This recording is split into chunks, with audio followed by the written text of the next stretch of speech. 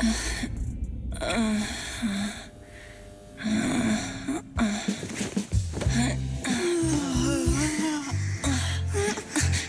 Phaethon, this time let me. Vivian? Vivian?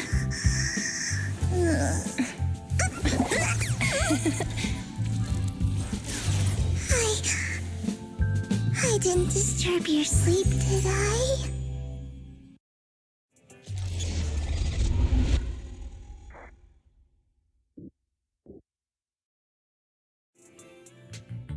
When I got here, the other Lord Phaethon said you were resting on the couch and just let me in. I meant to keep you company while you slept, but then I dozed off myself. I was going to sit here looking super cute, hands cupping my face. You know, like the number one sleepy face I want to wake up to pose. I can't believe I ended up falling asleep myself.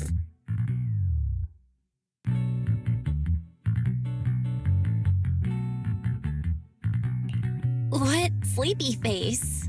What pose? That was a lot of words in one breath. Are you sure you got enough sleep, Vivian? No, Lord Phaethon. I was just worried that I had disturbed your rest.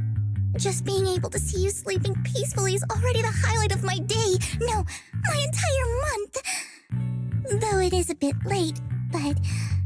Good morning, Lord Phaethon.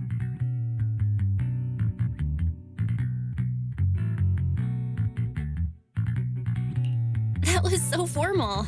Feels like you're about to drop some big news after a greeting like that. Mockingbird's death has stirred up quite the storm. I took some time to gather intel.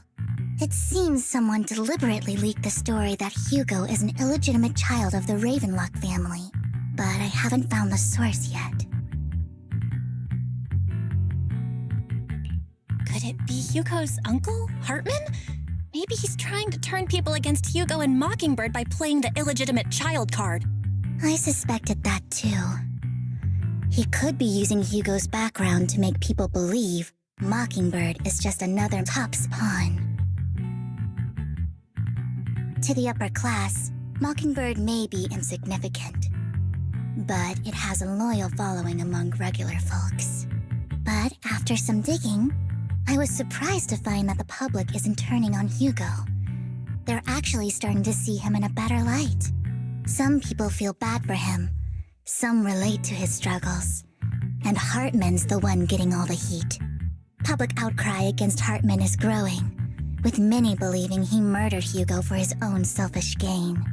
Tops is hosting an industry summit this week, a responsibility usually handled by the Ravenlocks. But my sources tell me another family has taken over this year at the last minute. If I'm not mistaken, Tops is intentionally keeping its distance from the Ravenlock family due to the current public sentiment.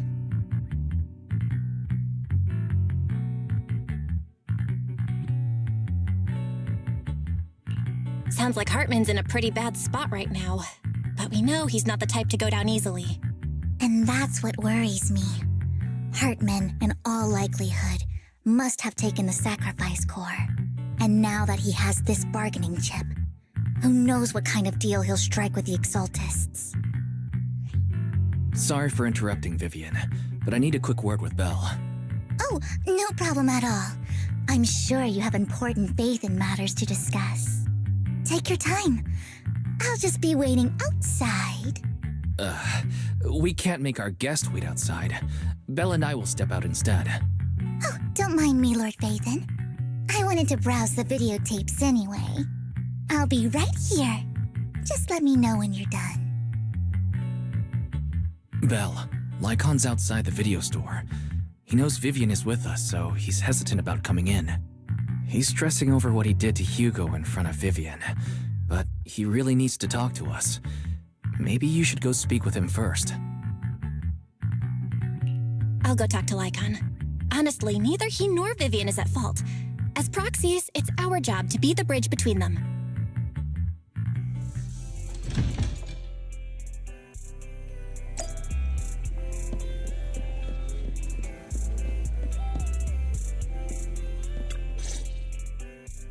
Good morning, Master Proxy. Good morning, Lycon. Wise mentioned you wanted to talk to us and Vivian about something?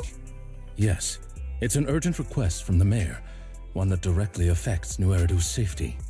However, before we get into the details, as a former member of Mockingbird, I'm concerned about Miss Vivian. Hugo made many mistakes and betrayed the principles of Mockingbird, but I'm certain he didn't intend to put Miss Vivian or you in danger. I don't know Miss Vivian very well, and I was the one who took her companion's life. I might not be the right person to comfort her, but I hope she doesn't regret the choices she made or lose faith in the path she chose.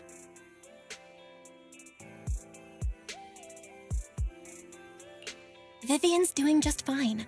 She's actually been gathering intel and has a clear understanding of where things are headed. She might be tougher than you think. If you're really concerned, why not just talk to her directly? If you'd like to apologize, it should be face to face, right? That's reassuring to hear. I trust your judgment. You've always had a sharp eye for people. Would you mind coming in with me? I'd like to apologize to Miss Vivian in person. No problem, but I'll be staying neutral. Everyone has their own stance on this, and I get where both of you are coming from. As a proxy, I'm just here to make sure you have an open conversation. I'm not taking sides. I respect that. Thank you.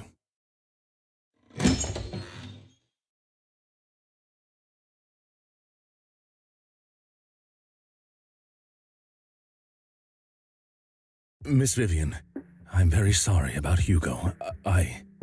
You don't have to explain anything. I'm also part of Mockingbird. Mockingbird stands on more than just gain, so it won't fall when fortunes shift. Hugo had his fixations and ambitions. I also have things I must see through. I'm determined to get to the bottom of the Exaltists and the sacrifices. Miss Vivian, as a former member of Mockingbird, you have my deepest respect. You have my word, whatever comes next. I would never harm you or Master Proxy. As for Hugo, please accept my condolences. Condolences? That's not necessary. Mockingbird has plenty of tricks up its sleeves. This isn't the kind of act that ends so easily. Wouldn't you agree? You're right. Huh? That's it? You two just figured it out? Well, that was fast. Master Proxy, I believe we all share the same goal. Uncover the truth of the Exaltists and the sacrifices. The mayor has tasked me with inviting you to take on this mission and hopes we can work together moving forward. If the mayor wants to work with us, I trust he will demonstrate his sincerity and kind. Mockingbird will not serve as a pawn for the powerful. That will never change. Of course. While the mayor cannot handle this personally, he will make sure we have all the intel and support we need. Miss Vivian, I know you have your own intelligence network, but for some high-profile shady dealings, perhaps the mayor can provide you a different perspective. Please take your time to discuss. If you're open to collaborating, I'll set up a call with the mayor so he can speak with you both directly. I need to discuss this with Wise and Vivian. With so many people involved in this, we need to be very careful. Of course, I completely understand. When you've made up your minds, you can find me at the Ballet Twins.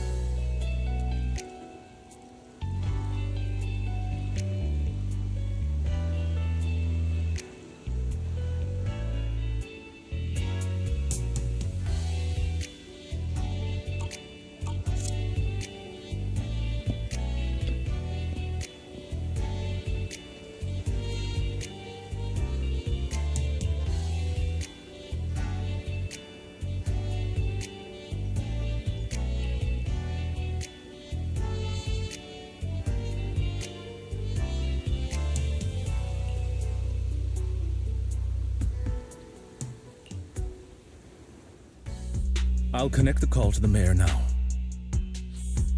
My dear friends, I'm glad you're willing to keep working with me.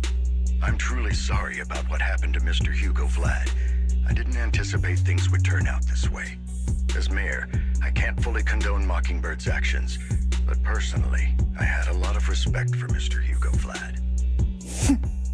I looked further into Bringer's map. The sacrifices were created by an exaltist named Landon, who was active in Janus Quarter. Mr. Landon passed away in an accident a few years ago.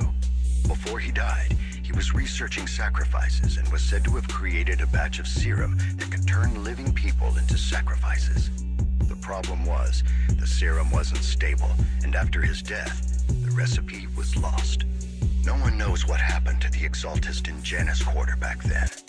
But it's clear that after the leader died, there haven't been major exaltist activities in the area.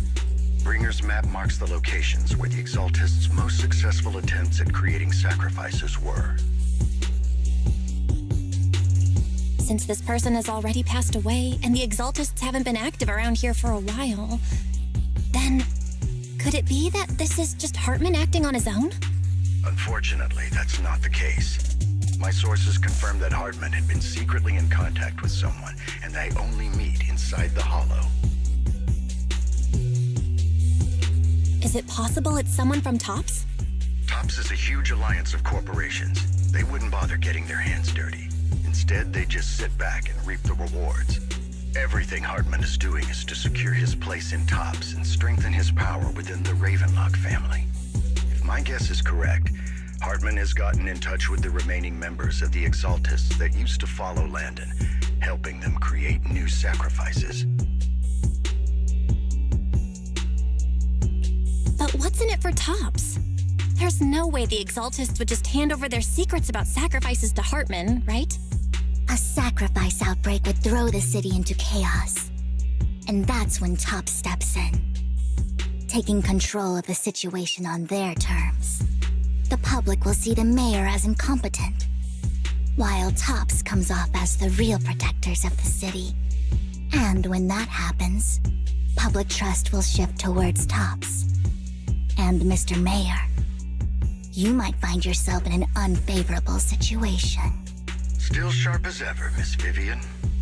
So, what exactly do we stand to gain from partnering with you? Please don't tell me you're doing this out of some noble concern for your citizens.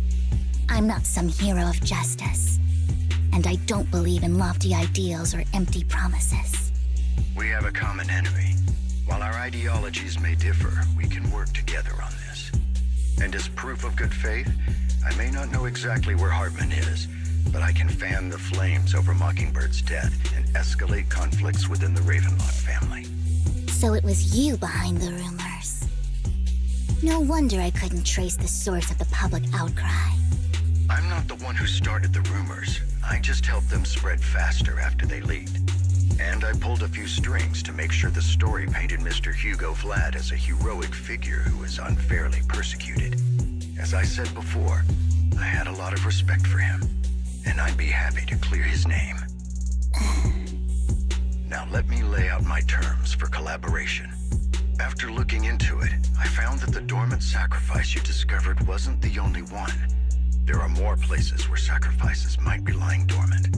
Too many eyes are on me right now, so I can't send my own men to deal with it. I'd like to ask you to retrieve the sacrifices from those locations. I'll make sure to dispose of them once you do, so no one will be able to use them again.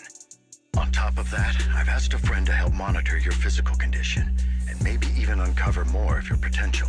Her research overlaps with your teacher's work. You don't need to worry about her capabilities. She's a Void Hunter rank special investigator.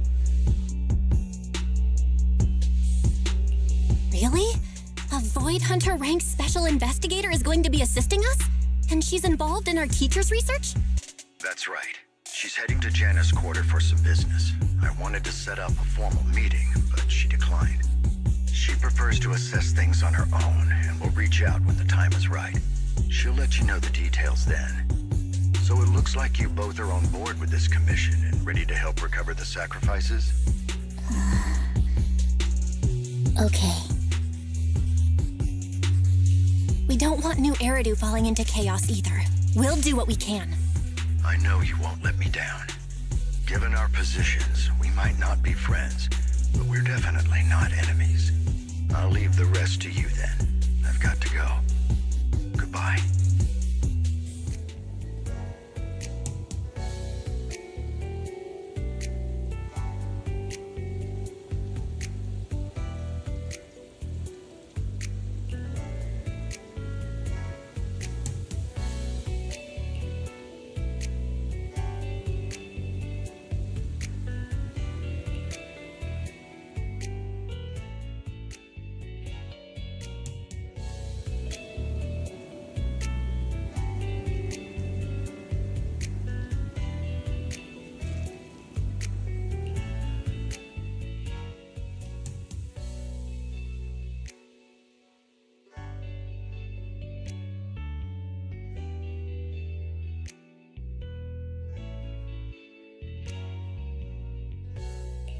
Good day, Lord Phaethon.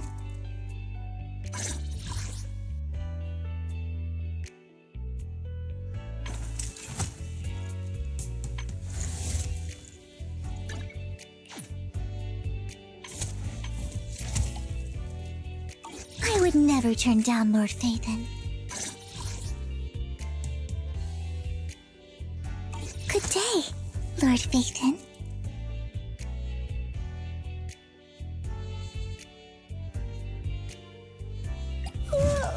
So sleepy.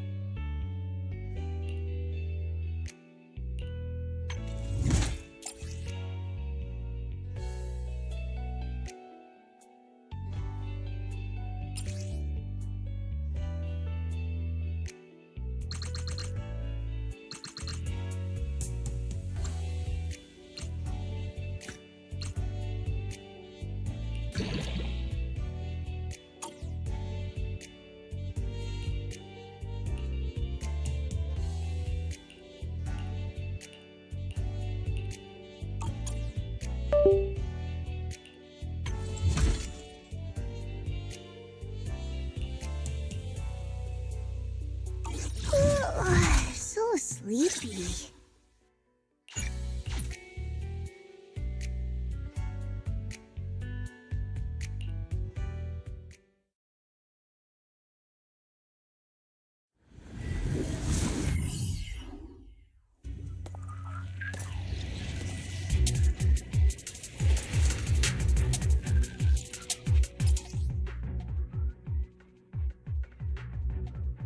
Lord Phaethon, thank you for trusting Mockingbird and me.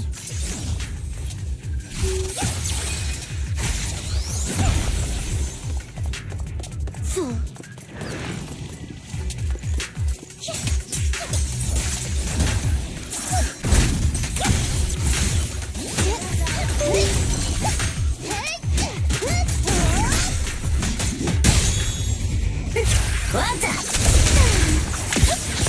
Take it easy.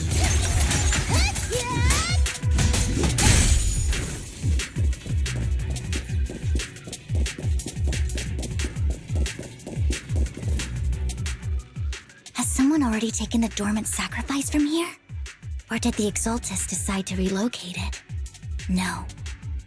If these dormant sacrifices aren't handled carefully, they could awaken and turn against anyone nearby. She wouldn't risk moving them unless it was absolutely necessary. Did she realize the mayor was looking into this?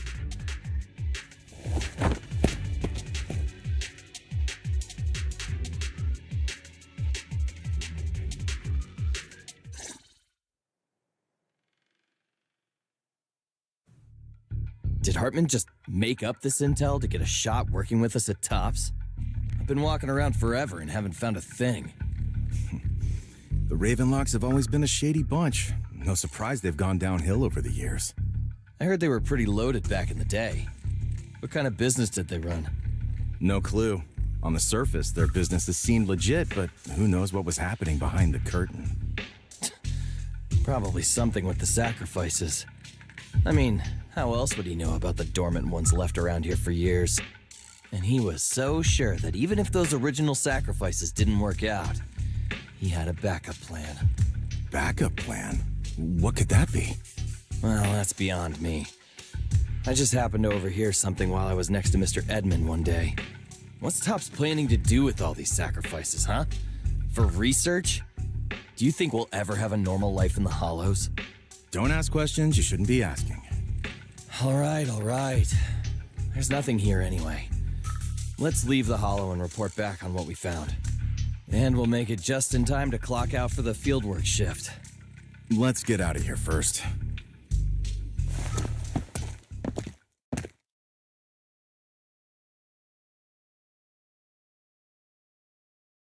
Hartman, that fool. He'll do anything to get into Tops, even if it means playing with fire. She's an exaltist. Human lives have never mattered to her. The more people get dragged in, the greater the danger.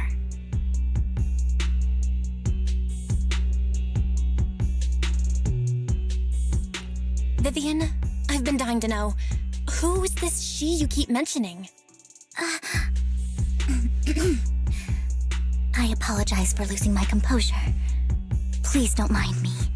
The she I'm referring to is with the exaltists. Someone I have a history with. That's why the moment I heard about the sacrifices, I felt compelled to uncover the truth. I never meant to hide anything from you.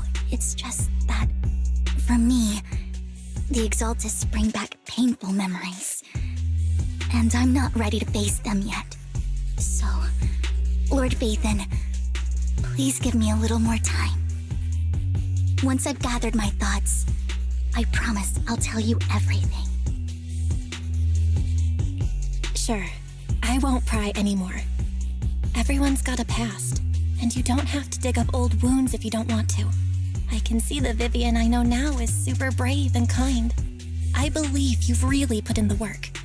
Lord Vathan, if we weren't in such a hurry, I'd spend 3 whole hours singing your praises. I'll make note of this and make sure to get it done before bedtime. First things first, let's track down those dormant sacrifices. The exaltists have probably realized someone's after them by now. I wish we knew what Hartman's backup plan is.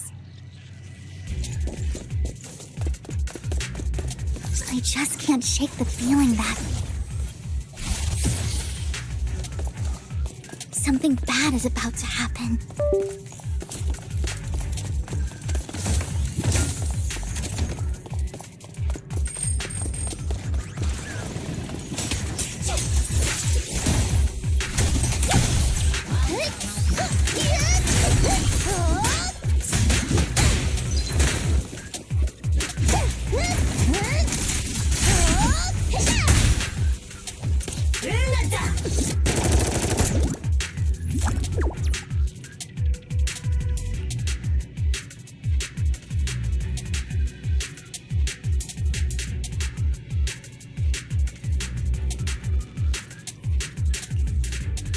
Hugo may have done terrible things, but he had his reasons. Mockingbird might be seen as the bad guys by a lot of people, but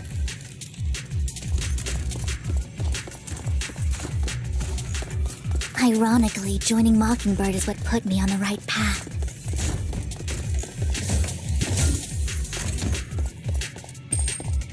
For the first time, I'm needed for more than just my curse. Daydream.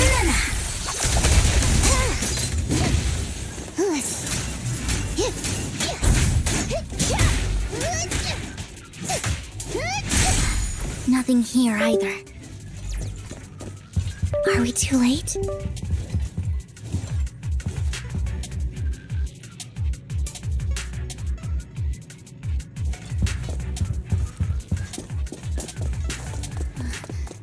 There's some...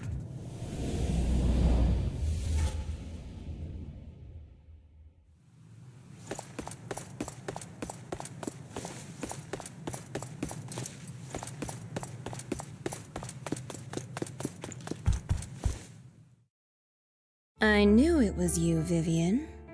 Camille, what are you doing here, sis? Are you destroying the dormant sacrifice? Vivian, don't call me sis. I'm not your sister. Are you trying to stop the Exaltists? I never left the Exaltists. You know what Landon did back then. Lord Landon did it for the Creator. His methods may have been extreme, but they were necessary. Back then, you walked away. You should do the same now. We didn't meet today. Take your friends and leave. What's wrong? Are you being forced into this? I can help you. Help me? Like how you helped her? Vivian, you're crying. You see me, don't you? No, You haven't changed a bit, Vivian. No need to hide your tears. I know exactly what's ahead for me. You've made your choice, and I've made mine. One last piece of advice. Stay out of this. She loathes you. I won't tell her we met today. Don't show yourself around us again. Camille!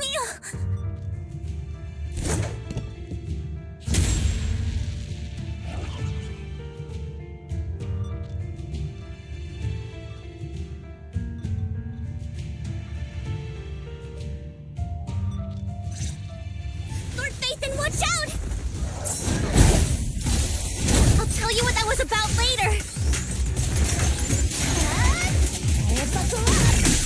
Let's take care of the ethereals first. You're clear.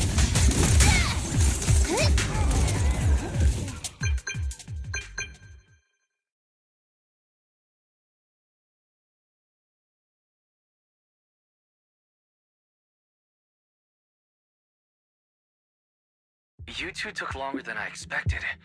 Did something happen? We searched the coordinates the mayor provided. Most of them were already empty. No dormant sacrifices. Camille, the Exaltists have been actively destroying the dormant sacrifices. The Exaltists? There's no reason for them to go after the sacrifices, right? Vivian is telling the truth. I saw it too. And one of them is someone I once knew. I thought she would leave the Exaltists after Landon's death, but she stayed. Do you have a history with the Exaltists, Vivian? When I was a child, I stayed with the Exaltists for a while. Back then, Landon was one of the most respected figures among the Exaltists in this region. A lot happened, and after Landon died,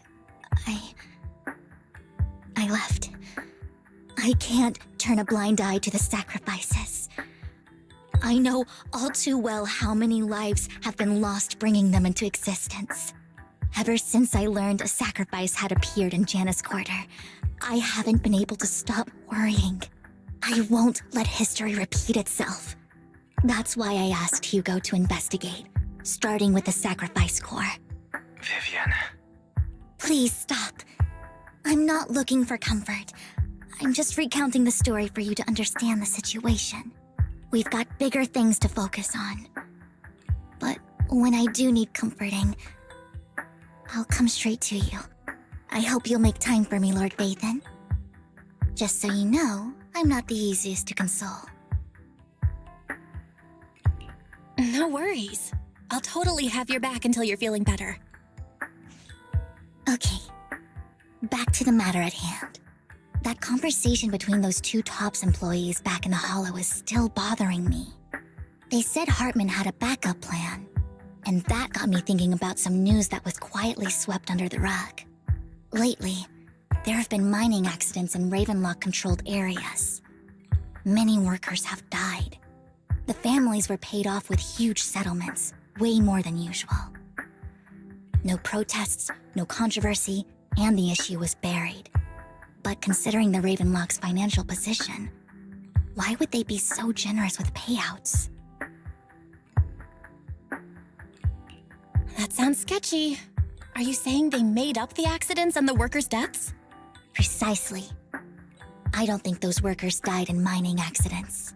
I'm planning to reach out to some old friends, see if they've heard anything about this. Do you have time, Lord Phaethon? My contacts are just near 6th Street. Care to join me?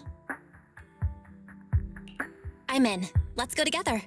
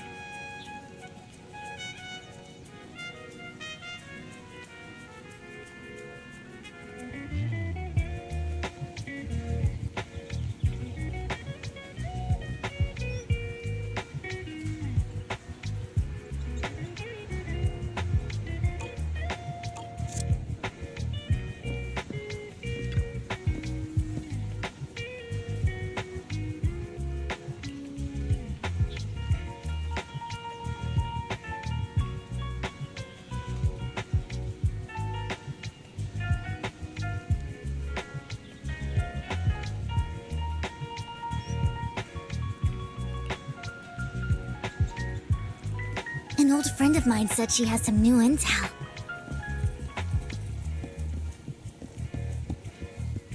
She's like a mentor to me.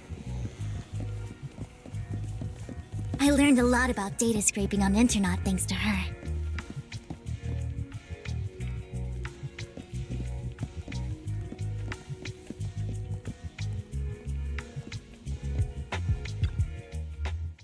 Rain! Long time no see. Yeah, it's been a while. Rain? You two knew each other? Yeah, Phaethon. Long time no see. Rain! You actually know that Lord Phaethon is Lord Phaethon? No, I mean, you actually know Belle is Lord Phaethon. I didn't know right away. One time, I needed a favor from Nicole. I only found out after meeting them. I mean, who would expect a legendary proxy to be running a video store for a living? Oh, by the way, your idol... Rain, let's not bring up old stuff. Lord Phaethon wouldn't be interested in that. Why are you all tense? Right, Lord Phaethon lives on 6th Street too and might know your idol. Remember when you traced that post on Internet to 6th Street and actually went to check it out? And you came back all bummed, spouting nonsense. Like there was only a black cat at the location, and maybe your idol is actually a talking cat. Or something like that. I know that black cat. I'm always sneaking its snacks. Lord Vathan, please, let's drop this topic. Come on, Vivian. It's been years and you still won't say who your idol is. If you'd just let me, I'd have tracked them down ages ago. I get it. You want to find the person who's important to you on your own. But you've tried so hard already. It's okay to lean on me a little, you know. I'm sure your idol won't hold it against you. I shouldn't have come to see you. Huh? What's wrong? Hey, Rain. Vivian said you might have some new intel. So let's get to the important stuff first. All right, let's get down to business. Here's something I'm pretty sure about. The Ravenlock family's claim that those missing workers died in an accident? Don't buy it. The last signal from those workers was near the hollow. Then communication went dark. I think they were taken into the hollow. And yesterday, I picked up that the Ravenlock family secretly hired some people to search the hollow's perimeter. I caught a weird distress signal from someone and managed to track down the source. When I tried to reach out, the signal cut out completely. The last trace of the signal was near Lumina Square. Finding someone in real life isn't really my thing, so that's where you come in. Okay, we'll check things out. You just said this is something you're sure of. Do you have anything you're unsure about? I dug up some info online, and one thing stood out. A few days ago, there were some creepy sounds coming from an abandoned warehouse by the port. The place was locked up, so no one could see what was happening inside. Not sure if it's related to your search. If you don't find anything useful around here, it might be worth checking out. Well, that's all I have for you. Thank you, Rain. Don't get all emotional on me now. I'm just helping out a friend. This one's on the house. Consider it payback for the favor you did me last time.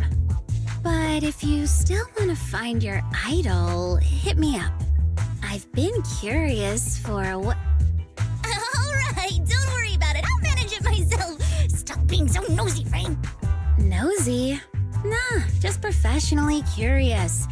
What kind of person is worth all this searching, huh? But honestly, whoever they are in real life, they've become a part of you. You've come a long way in this search, Vivian. I much prefer the person you are now. So if you find this person, don't chicken out. Go meet them. People will appreciate you for who you are. Rain. I might not care about the real world or what it'll be like, but I hope everyone I know can live a good life. I'm counting on you to save the world, guys. All right, I have other business to take care of, so I'll leave the rest to you.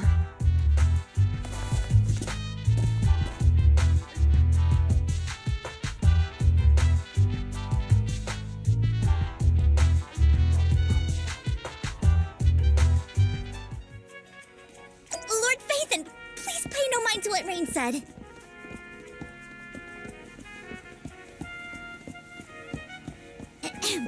That big guy's up ahead. Let's hurry.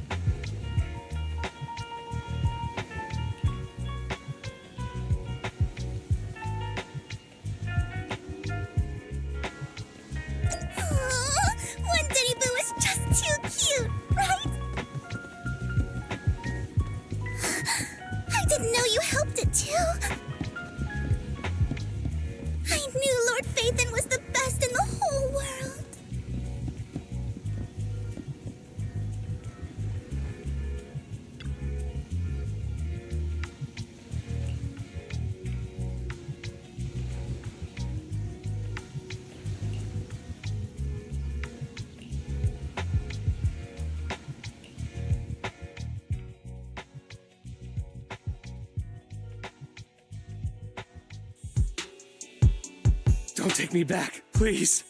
I was wrong. I know I messed up. I don't want your money anymore. Please, no. Calm down. Who are you? I won't say anything. Just let me go. I don't know anything. I swear, I know nothing. We're not PubSec, the HIA, or the Ravenlock family. We won't force you into anything. There's no need to be afraid. What do you want from me then?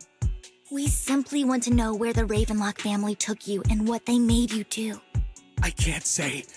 I can't tell you. I have a family. They'll hurt them. You never saw me. Please, just stop asking. Don't you wish to see your family? I don't deserve to see them. It's my fault. I was greedy. I did this to myself. But your family must miss you dearly. I'm sure they won't blame you. No, it's my fault. It's all on me. I don't want to drag them into this. If the whole ship is sinking, no one on board can escape. I'm just a nobody. And right now, there's nothing I can do to change anything. If you care about your family and friends, now is your chance to stop the disaster before it's too late. Even a butterfly flapping its wings can send a tsunami surging across the ocean. No one knows how this will turn out. But if you do nothing now, the only thing waiting for you at the end will be regret. We're not here to turn you in, and we won't force you to confront them. You'll be safe with us. I'll help you return to your family. But you must tell us precisely what happened. Hartman offered a huge amount of money, looking for workers to go into the hollow to guard something. The money was way too good. We all kind of figured something wasn't right. I thought it was just smuggling or guarding some kind of illegal ether resources, so I signed up. After we sent in our applications, Hartman's men took us into the hollow. The first place we went, there was a strange box. When we got there, they handed us some pills, saying they'd improve our aptitude for ether, for us to last longer in the hollow. But after I took them, everything went fuzzy. Something was definitely off about those pills. When I woke up, I saw my coworkers dead in front of me. And there was blood all over my hands. They said something about me being a good experiment, moved me somewhere else, and locked me up. They wanted to inject me with something. I got scared and didn't know what was gonna happen. But then a blonde guy found me, gave me a carrot, and let me go. So I escaped. I didn't want to kill anyone. I don't know. It wasn't your fault that your coworkers died. You were just a tool in their hands. Do you remember the place they first took you? Do you know what was in that box? I only remember the first place was like a rooftop. I think it was on top of a tall building. What exactly was in that box? I can't remember. I'm not lying. Those pills they gave us, they make you hallucinate. I took just one and my mind felt like it wasn't my own. My memories turned into a blur. I'm telling the truth. I'm not trying to run from my mistakes. I just really can't remember what happened. I know you're not lying. We'll arrange for your protection. You can rest easy and recover, and your family won't be dragged into this. Once this is all over, you will be able to reunite with them.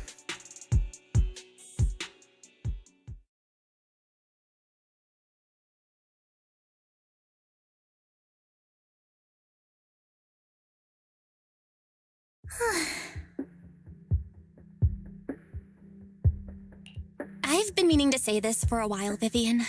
You're just so calm and decisive when things get tough. Totally different from the impression you gave me at first. Actually, I wasn't always like this. I used to run away when things got tough. There was even a point where I just wanted to disappear. As if my very existence was the source of suffering. I wondered. Perhaps leaving it all behind could put an end to the pain.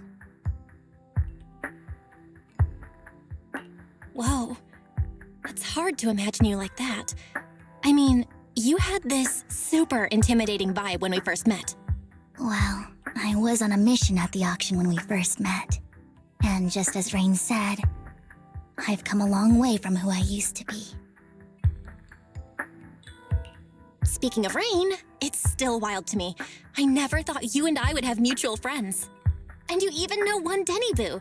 Can you believe we might have passed each other so many times without even realizing it? Enough about me. Tell me more about you, Lord Phaethon. Where have you been? And what have you experienced?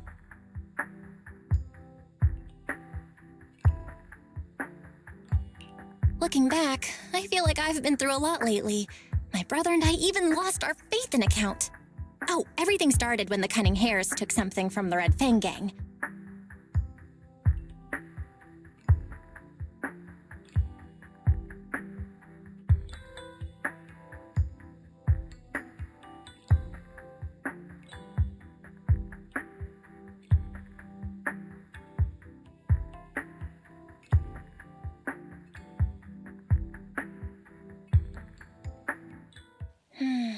I remember it should be around here. That store's been sitting in my favorites for ages.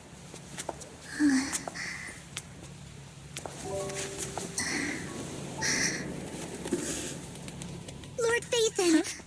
What's up? I've seen that black cat on 6th Street. That harmonica in the outer ring you mentioned. I've heard it before, too. I've even been to the monument outside Hollow Zero. But none of that was a coincidence. It was me.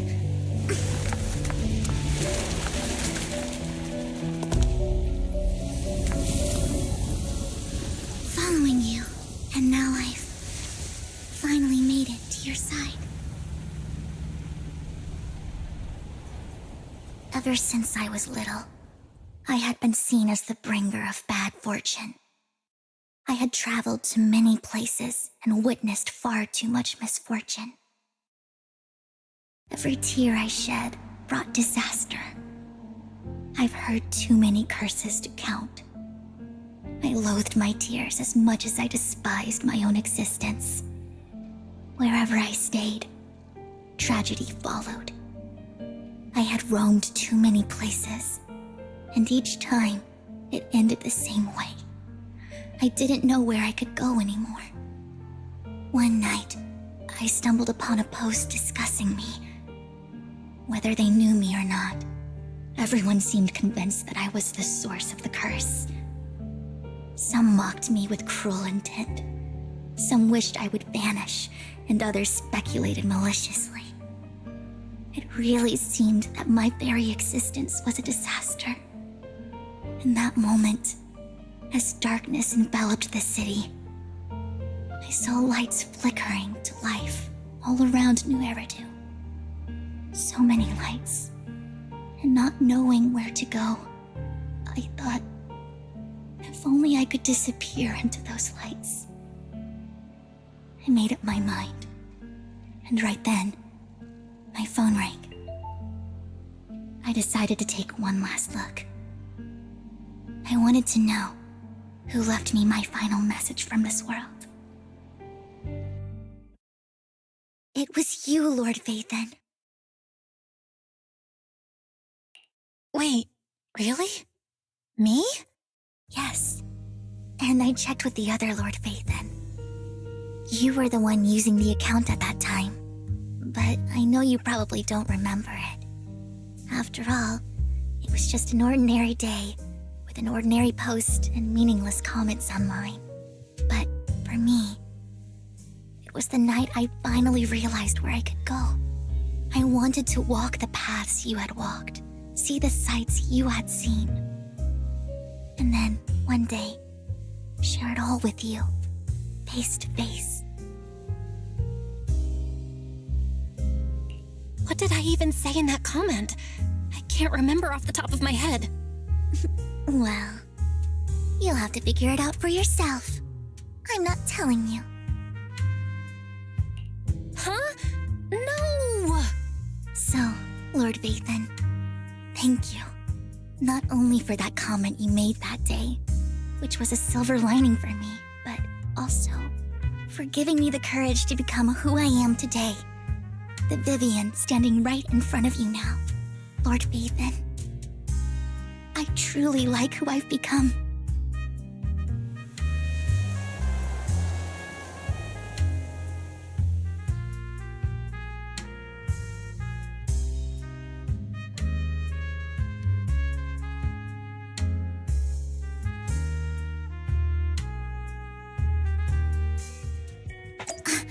YiXuan just sent a message. There's an update. Let's head back to the video store and go over the details together.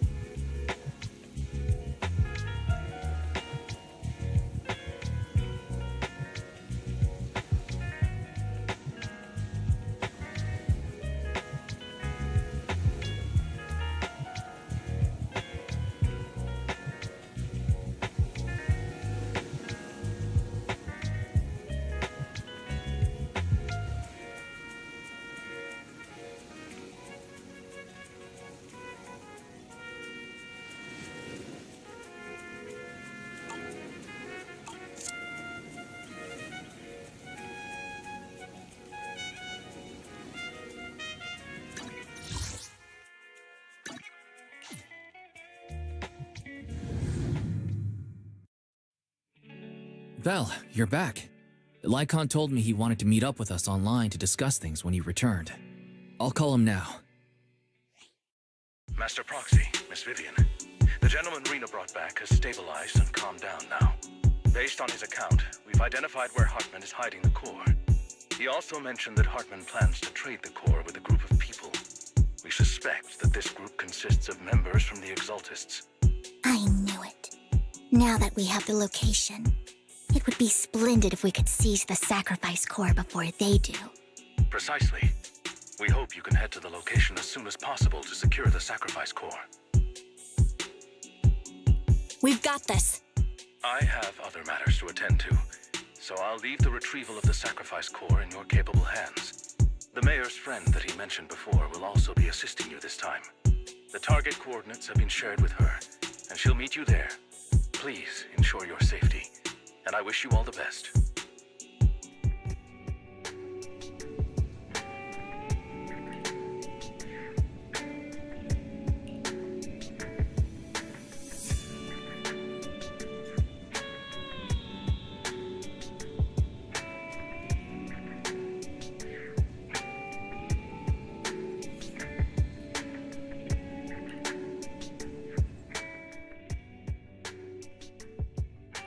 Good day, Lord Vathan.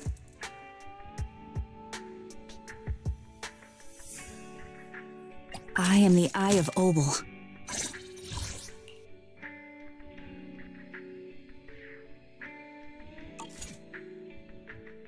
I've got your back.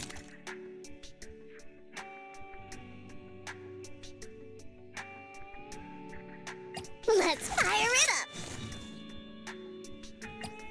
Let's start the experiment.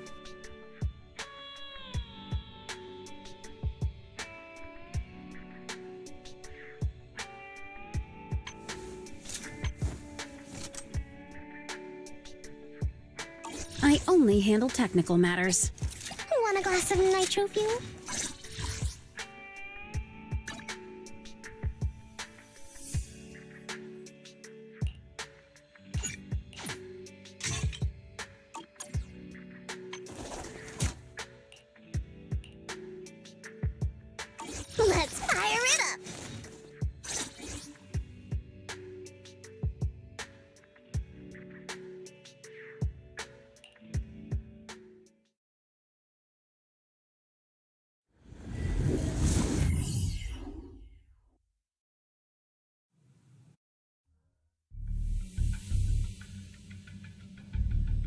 Where's the sacrifice core?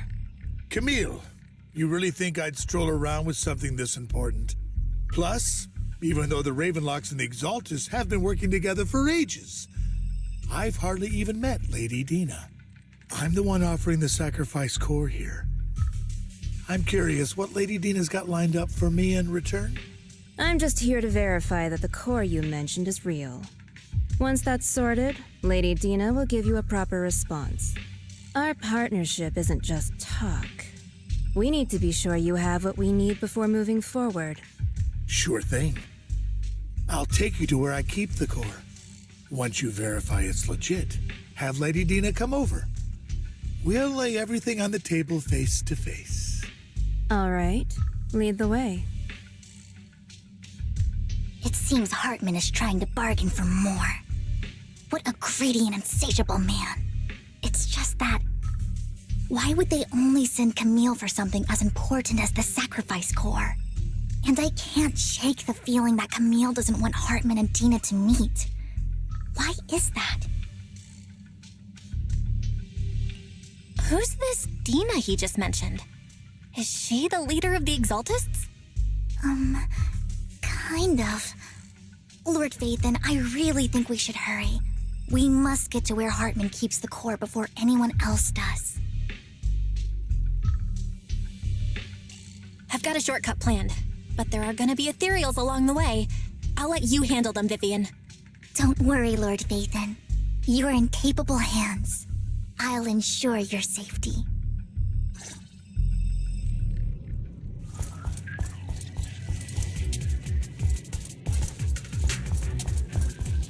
Ethereals! Stay away from Lord Vathan!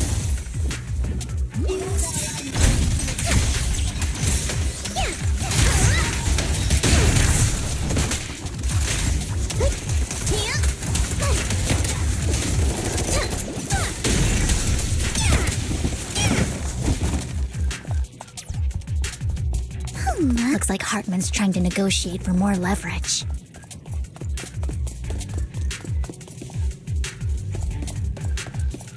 Let's get out of here before we're spotted.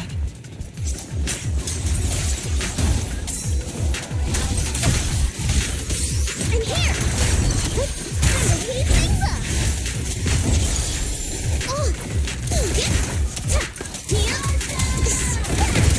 Let's keep moving, Lord Vathan.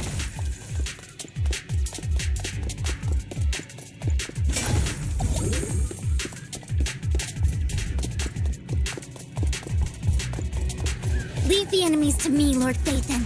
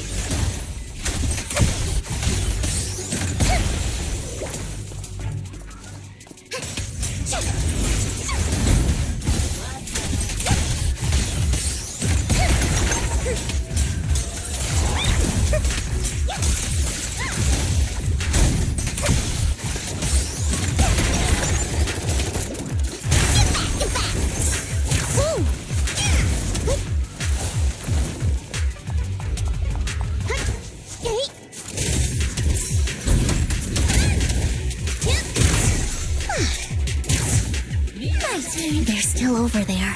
Looks like they're arguing.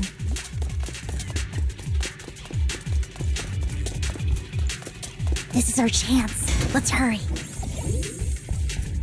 Don't touch me. No matter who has the sacrifice core, Hartman or the Exaltists, it would be really dangerous. Hand over what's in the box. Or we do this the hard way. You sure talk big, little girl. Let's see if you can get past me first. Oh, let's hurry and secure the sacrifice core.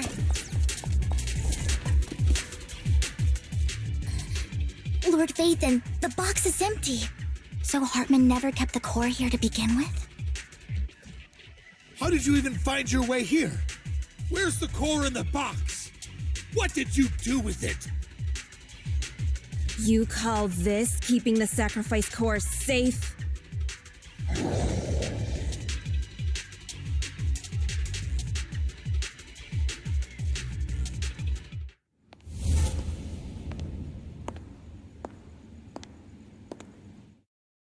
Vivian, it's been ages.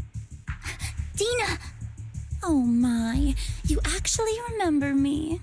So sweet. Look at you, thriving. I thought you'd totally forgotten about our past. So, tell me, do you ever dream about the people you've killed? Are they crying in your head all night? Back then, I had no idea. You had no idea? While you were soaking up all that love from your daddy and everyone else, you had no idea what was going on? I wasn't... Lady Dina, Miss Vivian didn't actually... Camille, when did I say you could meet up with Hartman today? I just wanted to make sure the sacrifice core is legit. I was worried Hartman might try to pull a fast one on us. Really? So loyal. I thought you'd be more like the old days. Just a few words from Vivian and you'd be plotting my demise. Just like what you did with Father. I won't, Lady Dina. Don't even think about betraying me, Camille. You owe me for what went down back then. However, I do understand your worries. This core, it's fake. No way! I got this straight from Hugo. It can't be fake. How can you just claim it's fake without any proof? Ugh, seriously.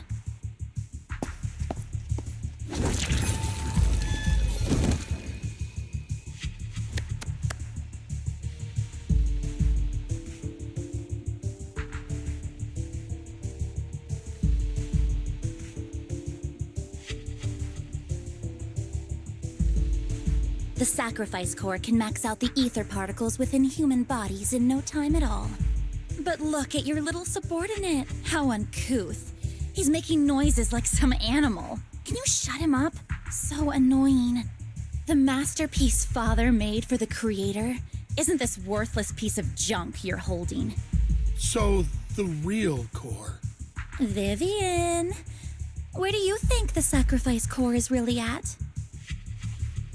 I don't know. If I knew where the real core was, I'd destroy it without a second thought.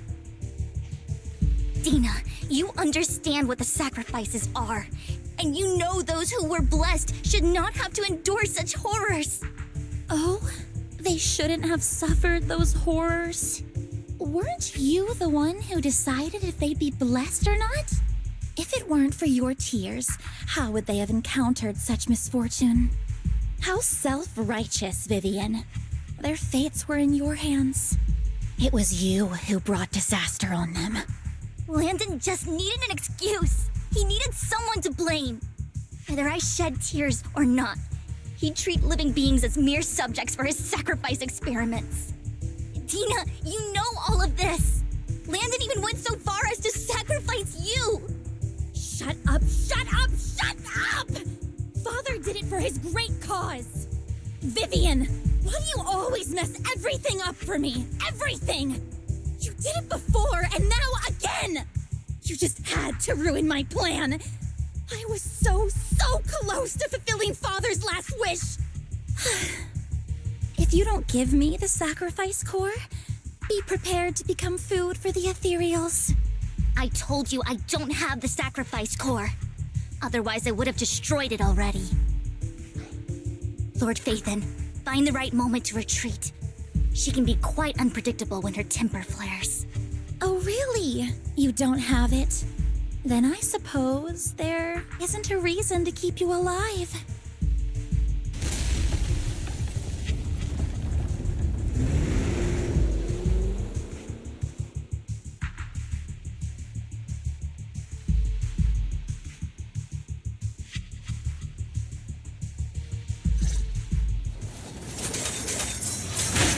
More ethereals are coming. Ambush!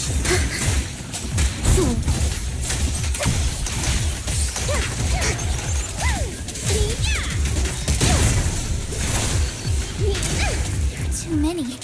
There's no chance to get out of this. Right. Bernie, ready.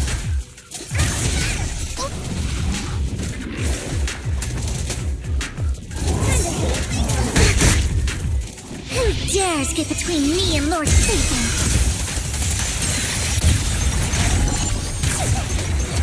Hey! Let's have some fun!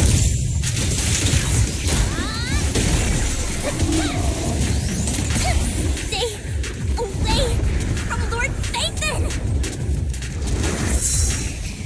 There are so many.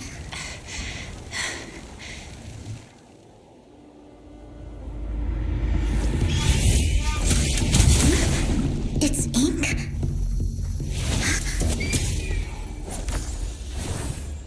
Shun Palace, good fortune, closed gate, safety. What? An evil miasma gathers here. Another place of conflict. If you wish to avoid disaster, then head southeast.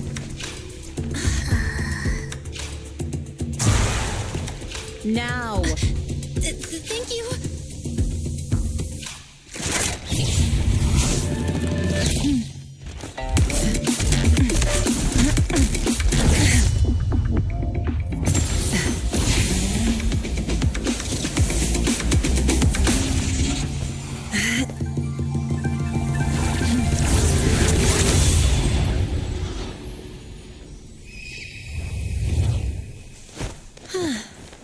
Finally, peace and quiet.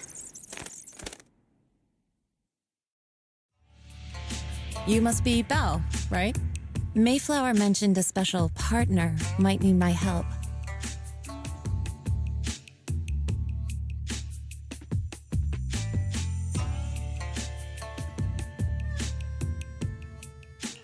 Can I ask, who are you? I'm the 13th generation master of Yunque Summit. You can call me YiXuan. Mayflower passed along your info, and I was curious what kind of person you are, so I came to see. At first, I thought it might be a hassle, but your energy feels really calming. Quite nice, actually. Oh, so you're the investigator the mayor talked about. Yes, he also asked me to be your temporary teacher and offer you a bit of guidance. Guidance? What exactly does that mean? Unfortunately, this isn't the right time or place to talk. I have some investigation work to catch up on, and it seems you've got quite a lot on your hands, so let's part ways for now. I'll find a good time to visit you soon.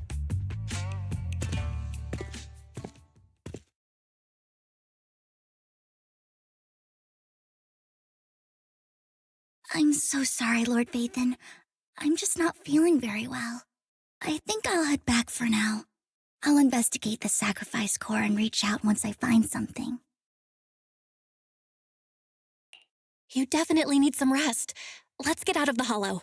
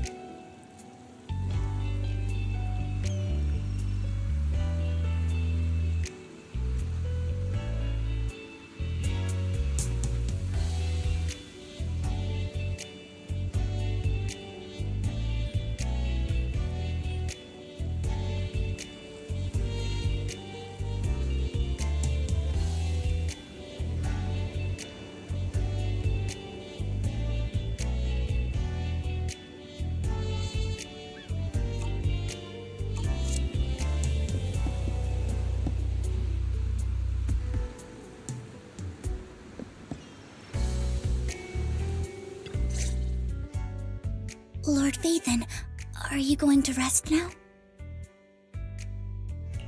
I'm not in a hurry to get back. You've been kind of off since we got out, and it's got me worried.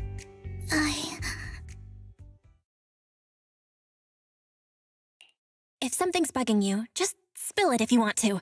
I'm a pretty good listener, you know. I didn't mean to keep my past from you, Lord Phaethan. When I was little, people thought I brought misfortune, so no matter where I went, no one wanted me around for long. Then, one day, Landon adopted me and brought me to the Exaltists.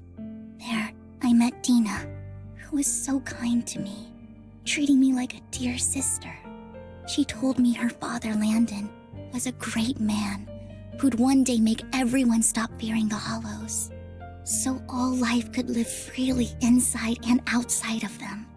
Dina helped Landon pick people for the blessing, and everyone in the Exaltists respected her greatly.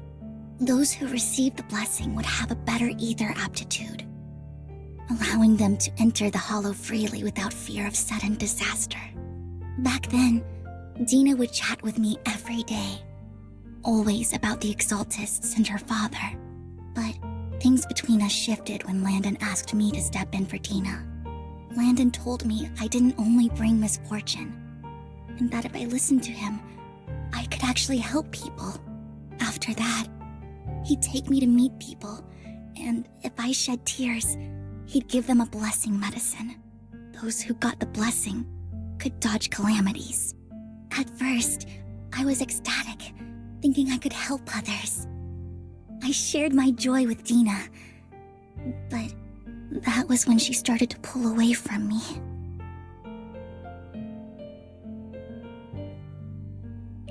The blessing medicine. Please tell me that wasn't the sacrifice serum Bringer had.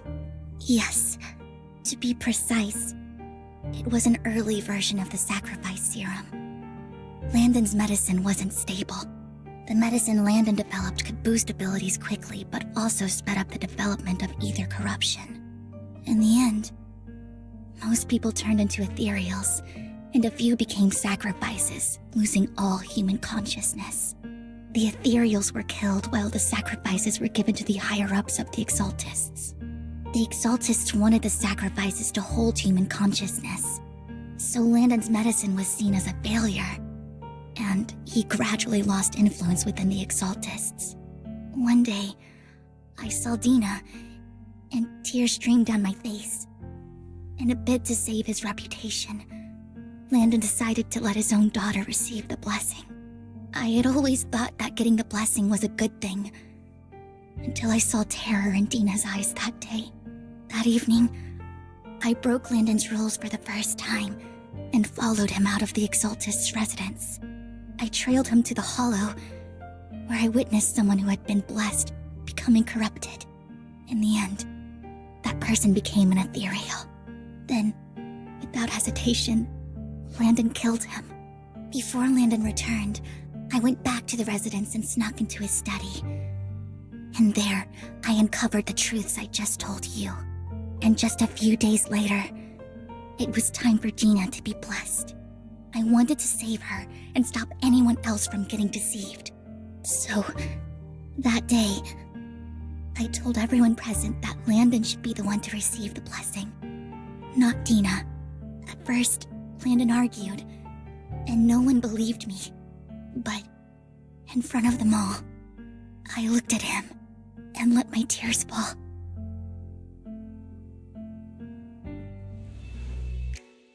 Lord Landon, please accept the blessing.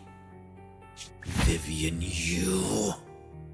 Why won't you accept the blessing? Were you lying to us? Ungrateful fools! You have no use anymore! Liar! Run! Run! Dina! Dina, wake up! We have to go! Vivian? What's happening? Listen to me! Lord Landon's so-called blessing isn't...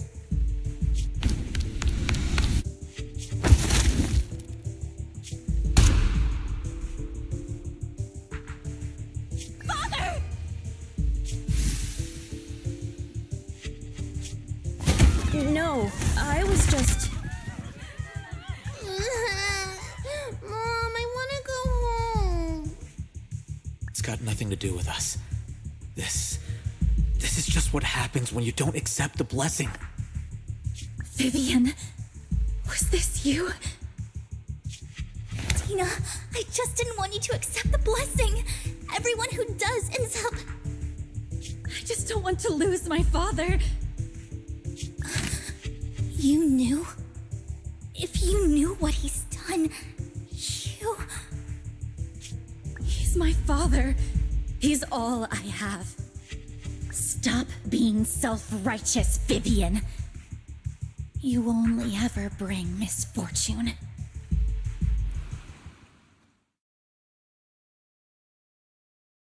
I thought once Landon was gone, Dina would leave the Exaltists. I never expected her to continue his research, or that Camille would stay. Camille lost her entire family in a hollow disaster, so she's always supported the Exaltists. She's not a bad person. She's just someone searching for hope. She joined the Exaltists very early on, and even watched Dina grow up. That day, she was just so desperate to save Dina that she... All these years, she's been following Dina, taking care of everything out of guilt, I think. But I didn't just fail to save Dina. I trapped her. I see misfortune approaching, but I can never change its course or avoid the bad ending. Maybe I really am a bringer of misfortune. No way. You're not the one bringing bad luck. Whatever went down with the Exaltists, Landon used you. As for Dina and Camille, they know the truth, and they just made their choices. The hollows and the disasters they caused took more than just their loved ones. But not all survivors cling to obsession and hatred like they do. Lord Phaethon. You need to believe in yourself. You're currently resolving the sacrifice crisis with your own effort. I remember you saying you really like yourself now. So what's changed? Yes, that'll always be true. Thank you for listening to my story today. Years have gone by, but I've never had the courage to face all this. Maybe Dina and I were meant to meet today, so I could finally spill it all out. It lightens my heart a little. Lord Phaethon, you truly are a wonderful listener. Whenever you're feeling down, don't hesitate to come to me. I will. It's been such a long day. You must be exhausted. I'll track down the location of the sacrifice core and let you know what I find. Good night, Lord Phaethon.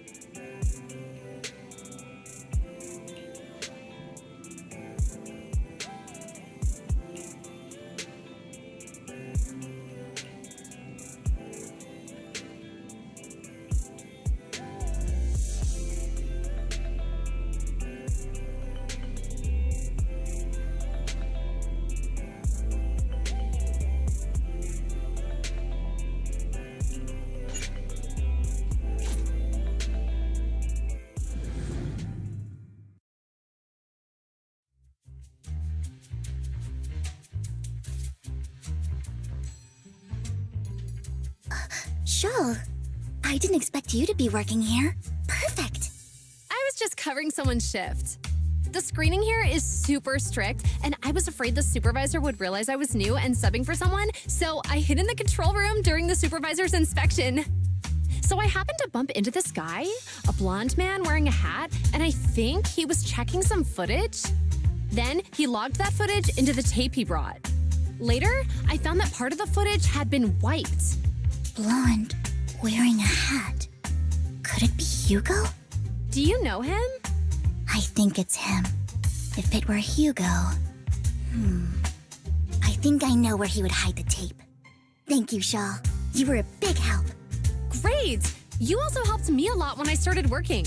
I used to make mistakes all the time. If it weren't for you cleaning up my messes, I would have been fired ages ago. So I'm happy I could help you too. All right, go ahead and do what you need to do. We'll catch up another time.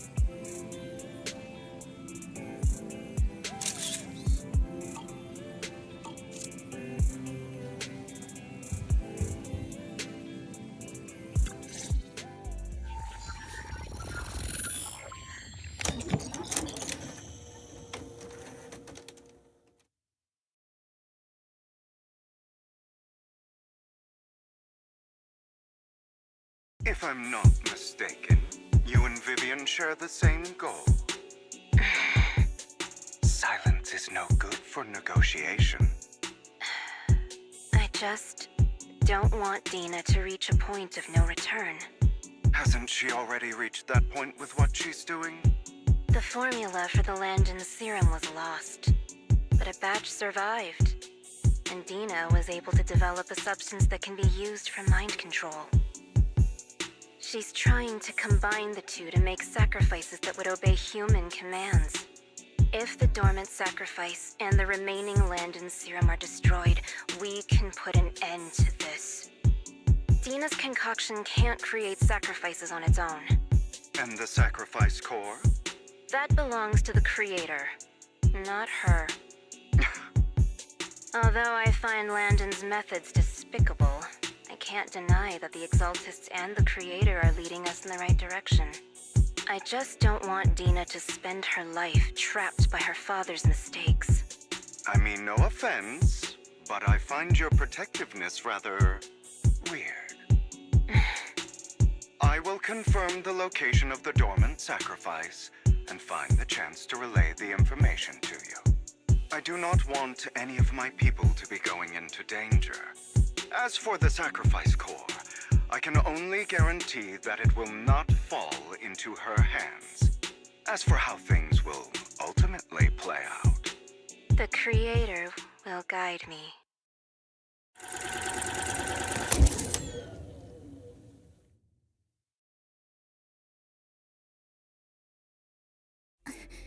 Camille was actually destroying the dormant sacrifice?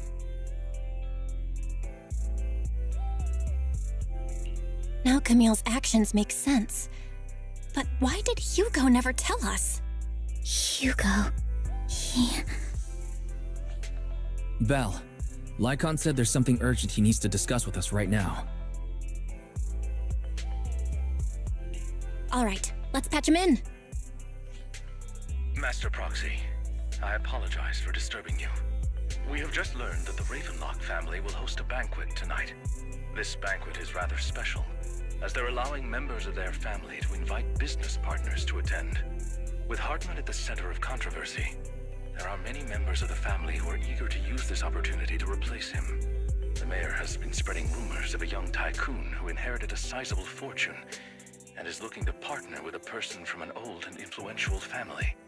This information has lured a young man named Burton from the Ravenlock family. So, you want me to pose as this tycoon and use Burton to infiltrate the banquet? Correct. And Hartman's study is also located within the venue. I see. Hartman's study might hold valuable information. So, what should I do? You can attend as her +1.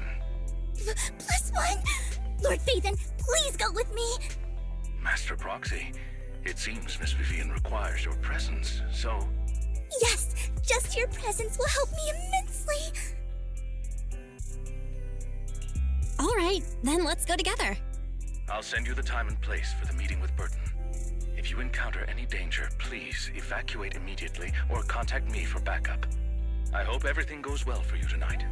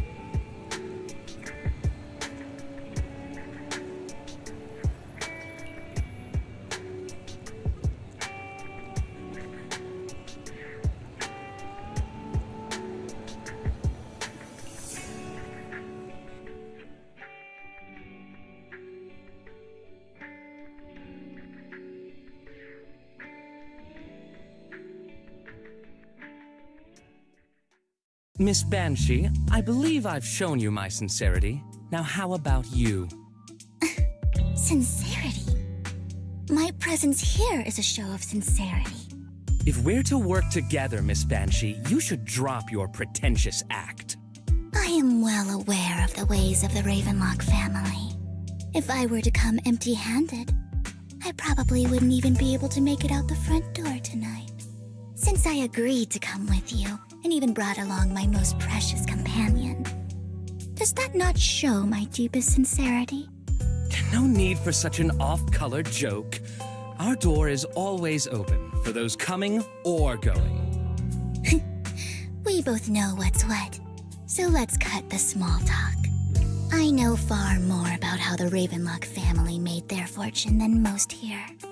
I am also well aware of why Hartman, despite such a massive scandal, still remains in power. Oh? Do tell. Exaltists, blessing, sacrifice, Landon. Where would you like me to start? How did you know that? No, who are you? Don't be so tense.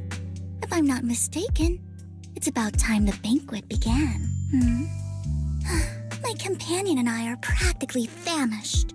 Is this how you treat your guests? By letting them starve? Perhaps when we've had our fill, we'll remember where the sacrifice is hidden. You know where the sacrifice is? So, can we go get something to eat now? And I'm also looking forward to receiving a special dessert from you. We can discuss what you wish to know while we enjoy dessert. Of course. I wouldn't let such an important guest discuss matters on an empty stomach. As for dessert, I will prepare it myself, and I guarantee it will satisfy you. I'll come find you later. I wish you a pleasant evening.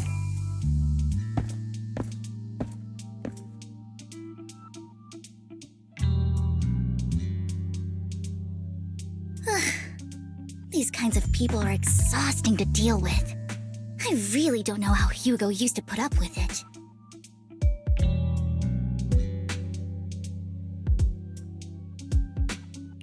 What did you mean by dessert just now?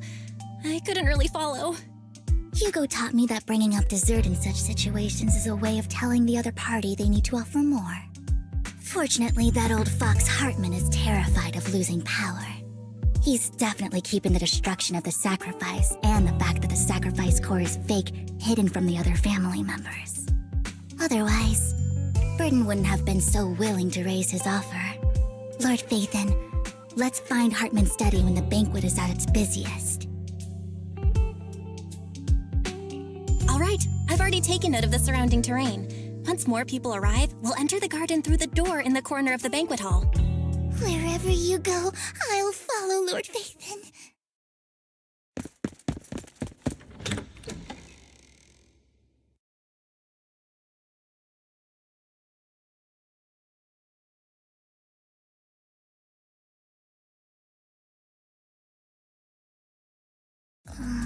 Isn't this going a bit too well? The security around the manor is really strict, but inside might be more lax. But just in case, let's tell YiXuan. Right. Having some backup would be safer. Let's check Hartman's recent correspondences for clues. I still have concerns about the sacrifice core. Right. Though the core he gave Dina was fake, Hartman might have left a trick up his sleeve and hid the real one.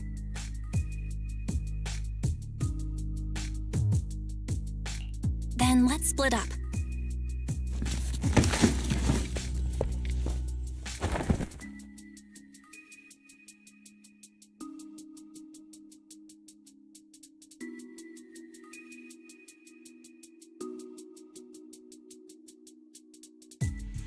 Esteemed guests, is the catering at the Ravenlock family banquet not to your satisfaction? So much so that these two distinguished guests felt the need to come to my humble office to scavenge for food. Don't want to come out? Well, after all, you don't have long left. Burton, that greedy idiot, fell for the mayor's trap. But I never expected that he would bring you into my territory.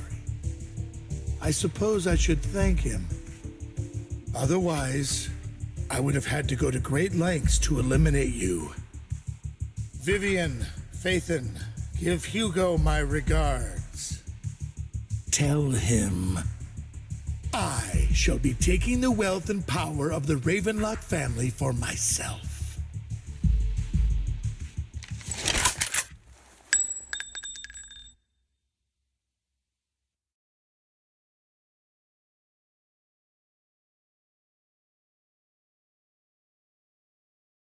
The bullet? How? Dear Uncle, why must we be so distant with one another? You can just tell me what you want to say directly. Hugo! Impossible! You're... Uncle, you must know a Ravenlock will never stop until they get what they want. Did you really think I would be defeated so soon, when I have yet to trample you into the dirt? You filthy bastard! You only know how to resort to these petty tricks! Petty tricks?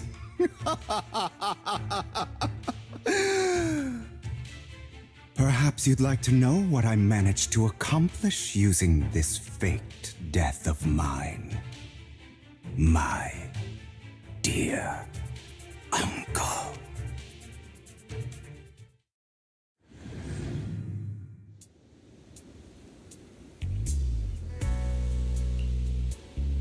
Faking my own death. Hope it's all worth the theatrics in the end. It was just to keep Hartman off my back, but maybe I went a little overboard. The manager must be pretty shaken up. I should apologize at some point.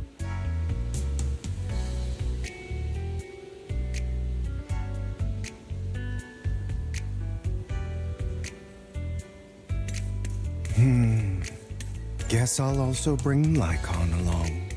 He's my partner in crime, after all.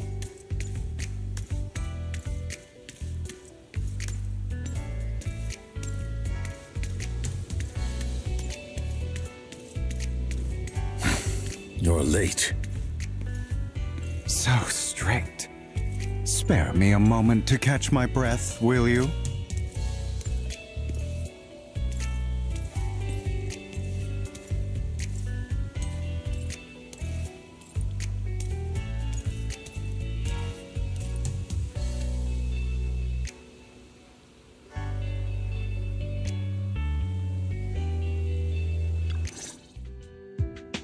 Taking longer to rest than I expected.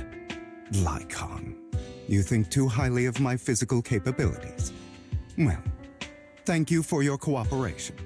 I must say, if nothing else, at least your acting skills have improved. Why do you look so angry? You should be happy. We pulled that off together with flawless teamwork and managed to fool everyone. Drop your foolish facade. I'm glad you still remember the code we set all those years ago. And thank you for ensuring your sleight of hand didn't deteriorate. Oh, right. I should also thank the blood bag hidden in my clothes and our other props. Do you remember when we last used this trick? It was probably ages ago. Sometimes I really don't understand you. Have you never thought about what the consequences would be if I didn't understand your code? If I decided against helping you? Or if I just couldn't control my strength properly? You'd understand it. Of course, if things really did go awry, I had alternative plans. You wouldn't be so arrogant as to think I'd bet everything on you, would you? You're insane. Aw, I'm flattered. So what exactly is the purpose behind all this? Surely after going to such great lengths to erase your own existence, you don't just plan to hide here and reminisce about the past with me. Don't try to brush this off. I've already helped you enact your plan. Tell me the truth. Don't get your tail in a twist. I have more plans that require your assistance, so naturally I would not hide anything from you. Simply put, as things stand, whether as Hugo Vlad or as Mockingbird, I am doomed to die. Seems you've made quite a few enemies. As a member of the Ravenlock family, I negotiated with Edmund and managed to obtain resources from Tops for my future plans. I also confirmed what attitude they held toward your master, the Mayflower family. Meanwhile, I used my identity in Mockingbird to strike a deal with Hartman and gather information on their collaboration with the remnants of the Exaltists. That's where I got my intel on what Bringer left. Oh, by the way, the crime declaration letter that your dear mayor received, that was also sent by yours truly. He's probably figured that out by now, right? Though I'm not sure if he told you. The mayor learned about the sacrifice attacks through his own means, but lacked an opportunity to take action. That warning letter was precisely what he needed. You aren't hopeless yet. How delightful. In short, I'm more well-informed than your lot because I get around, dealing with all these different important figures. But of course, it comes at a cost, it's only fair. After all, you can't hide the smoke from a wildfire. Rather than trying to carefully tame it and risk setting yourself alight, it's better to let it burn free. When I helped you put on your little act, killing you in front of everyone, you left the sacrifice core to Hartman. That was intentional too, then? Oh, yes. And it worked like a charm, didn't it? Now no one cares for me anymore, and all eyes are on Hartman. A perfect situation for keeping the Ravenlock family in check while dealing a cutting blow to the Exaltists behind them. Another crucial point is Vivian and Phaethon. I must sever any ties they have with me or Mockingbird. Although I feel bad for Phaethon about what happened, but it had to be done. That's the only way they would be safe, allowing the plan to continue. I noticed that you never turned your blade toward Master Proxy. So, those words you said back then were also... I will bloody my hands. I will carry the weight of my sins. I will become the Abyss. Obviously, it was all an act. My acting has always been impeccable, as you know. Hugo, you're taking such a tremendous risk. Why? Would you believe me if I said it's for justice? But unfortunately, it's not. I want revenge on the Ravenlock family. And I will make sure that despicable excuse for a human being, Hartman, suffers a slow, torturous end. Of course, I also promised Vivian that I would help her investigate the whole thing with the Exaltists. That's all. You don't look too good. Is it your wounds? No. This is the first problem I plan to resolve. Lycon, do you have a place that is sufficiently discreet, quiet, and can take a lot of damage?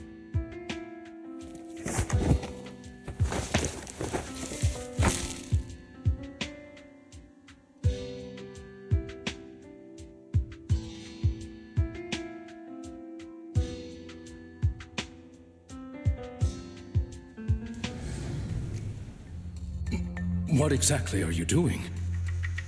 Don't look at me like that. If I didn't have to do this, I wouldn't. Hartman recently obtained a bizarre substance, most likely from those crazy Exaltists. After use, it allows control of the victim's mind, to some extent. You were dosed with it? To be more precise, Lycon, I deliberately allowed Hartman to put this drug in my cup to facilitate our previous collaboration.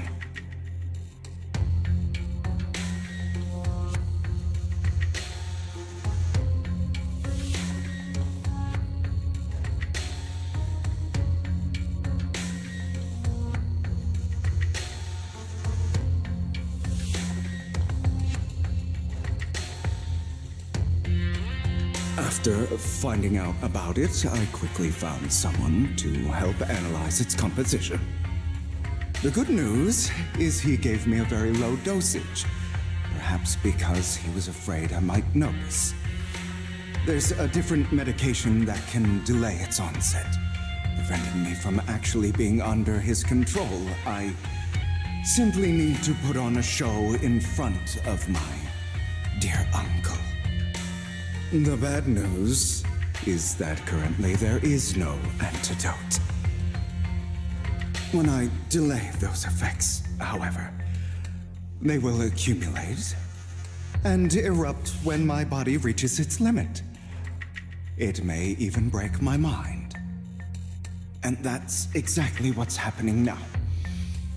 I need to endure those accumulated consequences. So, I will lock myself in this room for however long that takes. I've tied my limbs to prevent me from smashing this place or accidentally hurting myself. Anyway, after you leave, do not open this door, no matter what you hear. I recommend seeking professional medical assistance. This is advice I received from a doctor. Or are you saying you don't believe I can make it? So, I can't. Come find me here at the scheduled time. All you need to do is smile and await my victory. What if I want to stop you? You know you won't succeed. You never have. And you never will. Well, time is short. Let's begin. I understand. Don't die, you stupid bastard.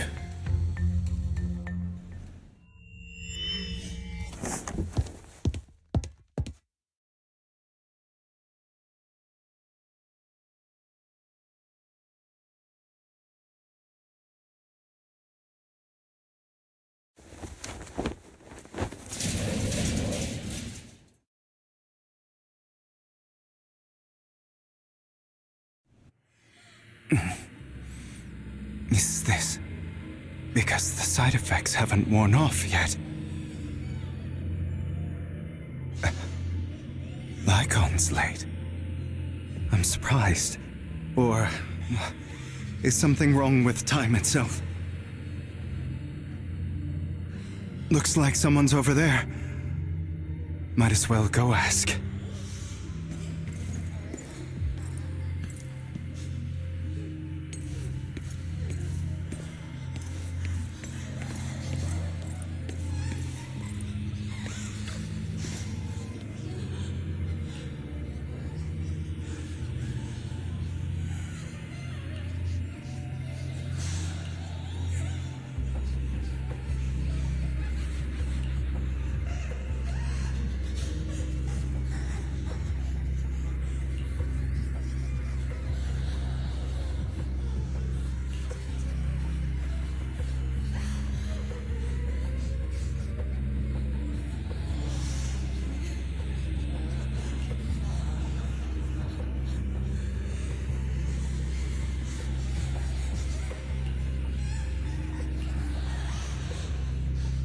It's all your fault. I wish I had never given birth to you.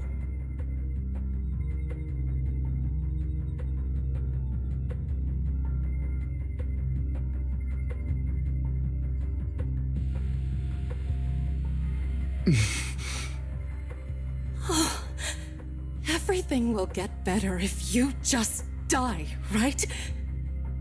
If you die, he'll come back. We'll have another, more perfect child. one who will inherit the Ravenlock family bloodline, then I will be able to escape this pain.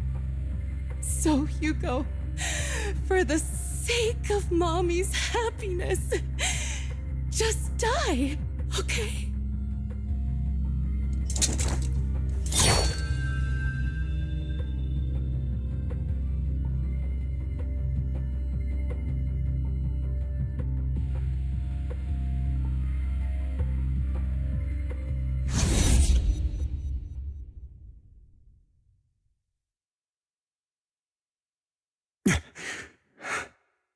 So, I wasn't awake yet after all.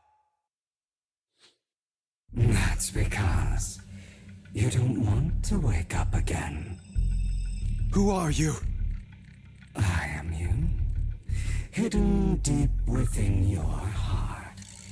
Your most true self. You want to kill her, don't you? Your so-called mother. Every time she beat you without reason, when she tried to gouge out your eyes, when she sold you into that hell, laughing all the while. You wanted to be the one to end her life. Why not admit your hatred? As you are, you can hunt her down and make her pay for the living hell of a childhood she made you suffer. Yes, I hate her.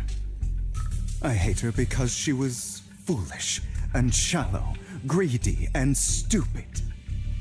I hate her because she doesn't deserve to be a mother.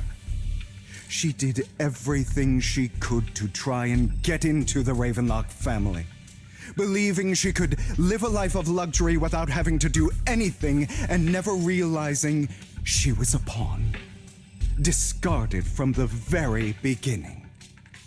So she chose to blame me. Blame me for my heterochromia. Blame me for my very existence. But I won't kill her, because I know it won't change anything. She was incapable of loving me, just as she is incapable of loving herself. Have you been brainwashed by that dog? Keeping up the act of being some magnanimous and forgiving fool? Don't compare us. I've simply come to understand love or hate. I make my own choices, and they have nothing to do with anyone else. She sold you to the Ravenlock family for a huge sum of money. She used that money to start a new life without you. While she was indulging herself, you were going through hell in the Ravenlock Manor. Does it not torment you? Do you not feel the hatred? Do you not want to demand answers? Kill her. Only by killing her can you be truly free. For a long time, I thought the same way. But now, well, I want to make a different choice. Stop lying to yourself. You never had a choice. This weak-minded thinking will only lead you to failure. Like before, you'll be nothing but a worm, trampled into the dirt by those so-called elites. Do you still not get it? This is how the world is, and always has been. Hesitating will be the victim. If you don't grab your knife first, you'll end up being on the other end of the blade. If you want to change anything, you must first become the one who makes the rules. Just like that woman. The only reason she could treat us that way was because we were weak. So listen to me. Find that woman, kill her, and prove to this world your strength. It's what she deserves. Why forgive them? They don't deserve it. I'm not forgiving them. Or rather, I don't care about them. They don't even matter, at least not yet. You know, perhaps the person I hate the most, the one I truly cannot forgive, has never been someone else, but rather my weak, powerless past self who could do nothing but hide inside a closet and cry. I hate myself for having neither the strength nor the courage to resist. I hate myself for begging for so-called familial love, even after being treated so terribly. I hate that despite the pain of my wounds, I still hope to receive the carrot and not the stick. And that me is you, correct? So, I forgive you. I forgive myself. You'll regret this, fool. Your pretty words mean nothing. You will ultimately return here to me.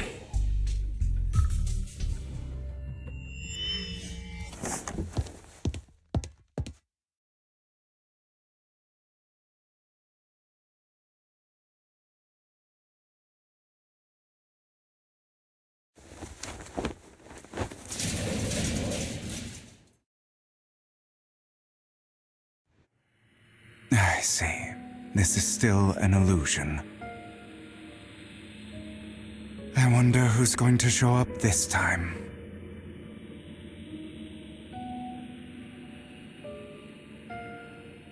Brother! Hugo, let's play hide and seek! I'm already hiding! You'll find me, right? Like you always do. Serena.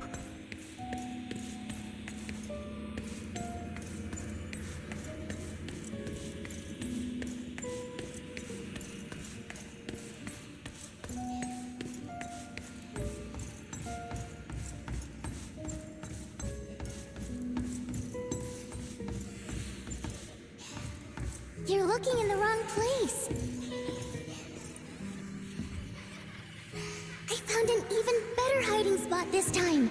Harder to find than any place you showed me.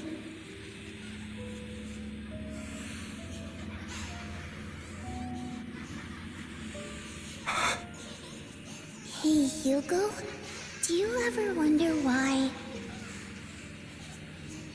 I had to die? It was because of me. That's right. It was because of you. It's all your fault. If only you didn't exist, I wouldn't have had to suffer.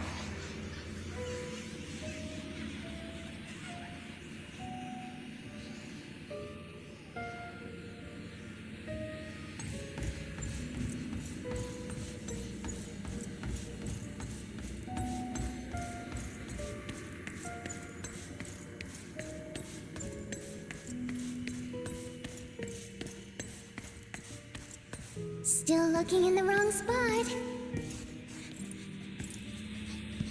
I can't believe you still haven't found me after all this time.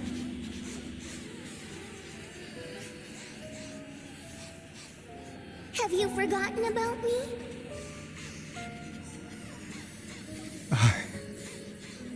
I haven't forgotten. It's okay. I'll forgive you. I'll still be nice to you, just like before.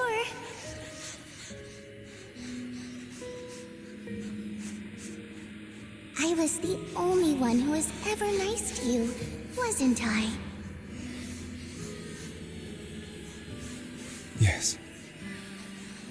Then tell me, why do good people always suffer?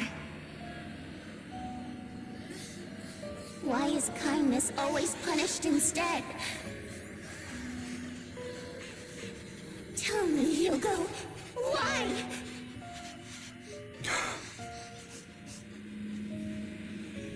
Hugo, are you lost? Go back the way you came. I left you a surprise there.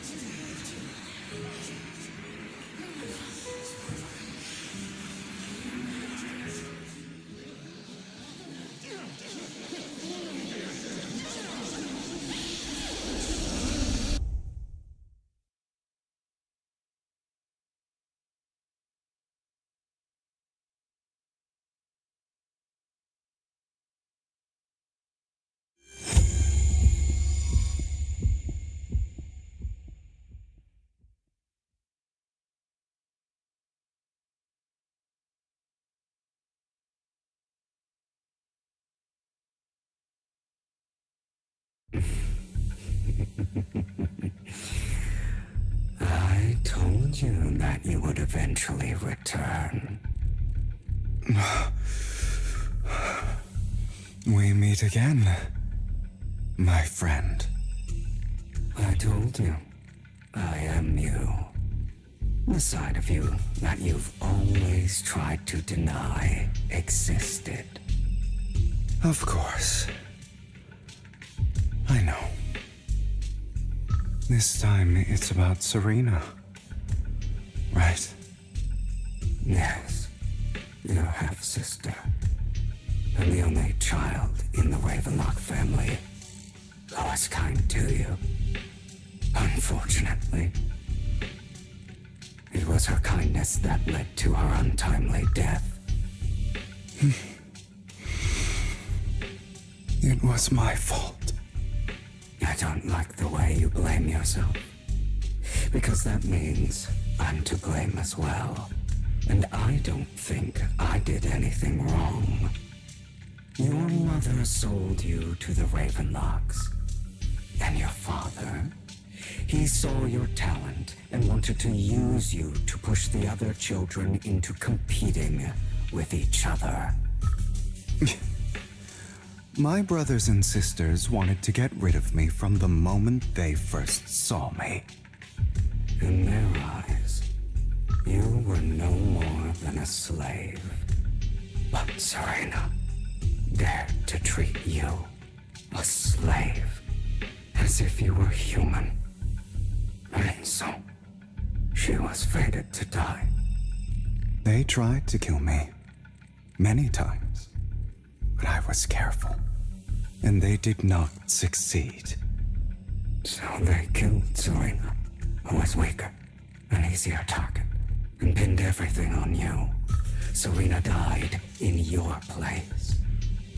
Those cruel brats thought that by reporting this to Father, they could use it to get rid of you, a rival who threatened their positions. Yet, not only did Father not blame you for the incident, he praised you for it. In this world, only the ruthless, cruel, and merciless can stand at the top. And that's exactly what you managed to live up to, no?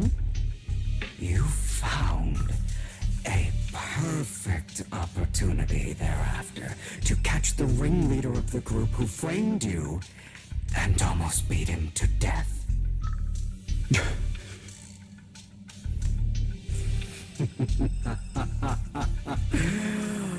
Oh, you should have seen the expression on your face back then.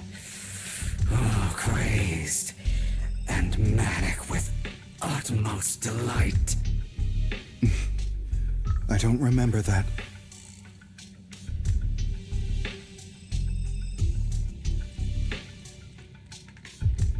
Here you go again, trying to deny your desires.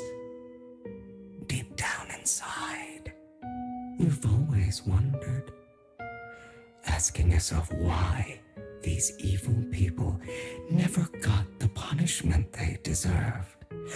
Why the world is so unfair. Don't you want to rip them to shreds? Just like that day when you beat that boy's face into the dirt until he was barely recognizable. His disgusting blood staining your fists. Recall your exhilaration, your cathartic release of rage, that outpour of hatred. That victory belongs to you. You deserve it. Those brothers and sisters of mine are all dead. I cannot take revenge against the long deceased. They died by Hartman's hand, dying in the power struggle to become the Ravenlock family's heir, rather than by our scythe. Boring. Boring. I find it hilariously ironic. Children who would murder their own kin for scraps of power dead at the hand of their uncle who followed their example. Is that not karma? Power struggles pitting kin against each other, betrayal, suspicion, and hatred between people of the same blood. It's like a curse written into the Ravenlock family's genes. Laughably stupid. Don't forget, my dear, that the same blood flows through your veins.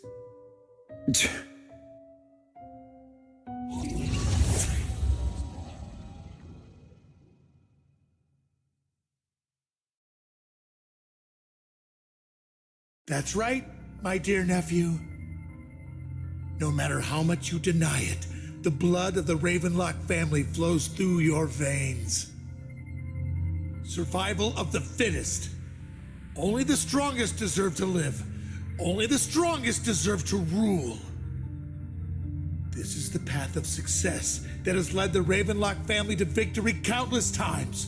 A blessing and a curse etched into your flesh and blood. As long as you live, you'll never escape the mark of family. You are destined to one day become someone like me, like your father.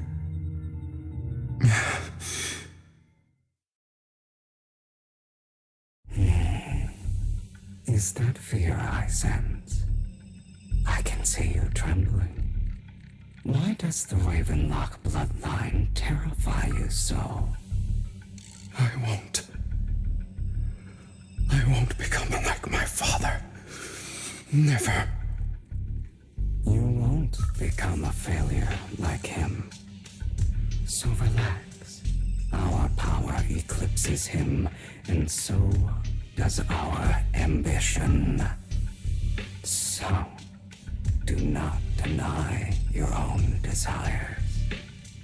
Do not resist your own ambition. This is the talent you were born with. The best gift fate has ever given you. Admit it. Deep within your heart lies a spark, yearning to ignite a raging inferno that will burn everything down. And I am that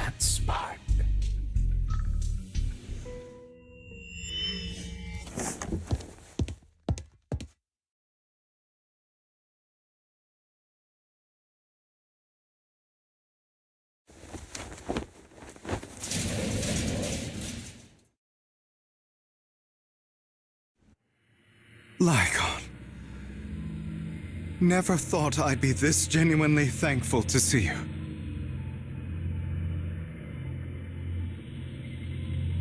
Seeing you means this never-ending nightmare is finally over, right?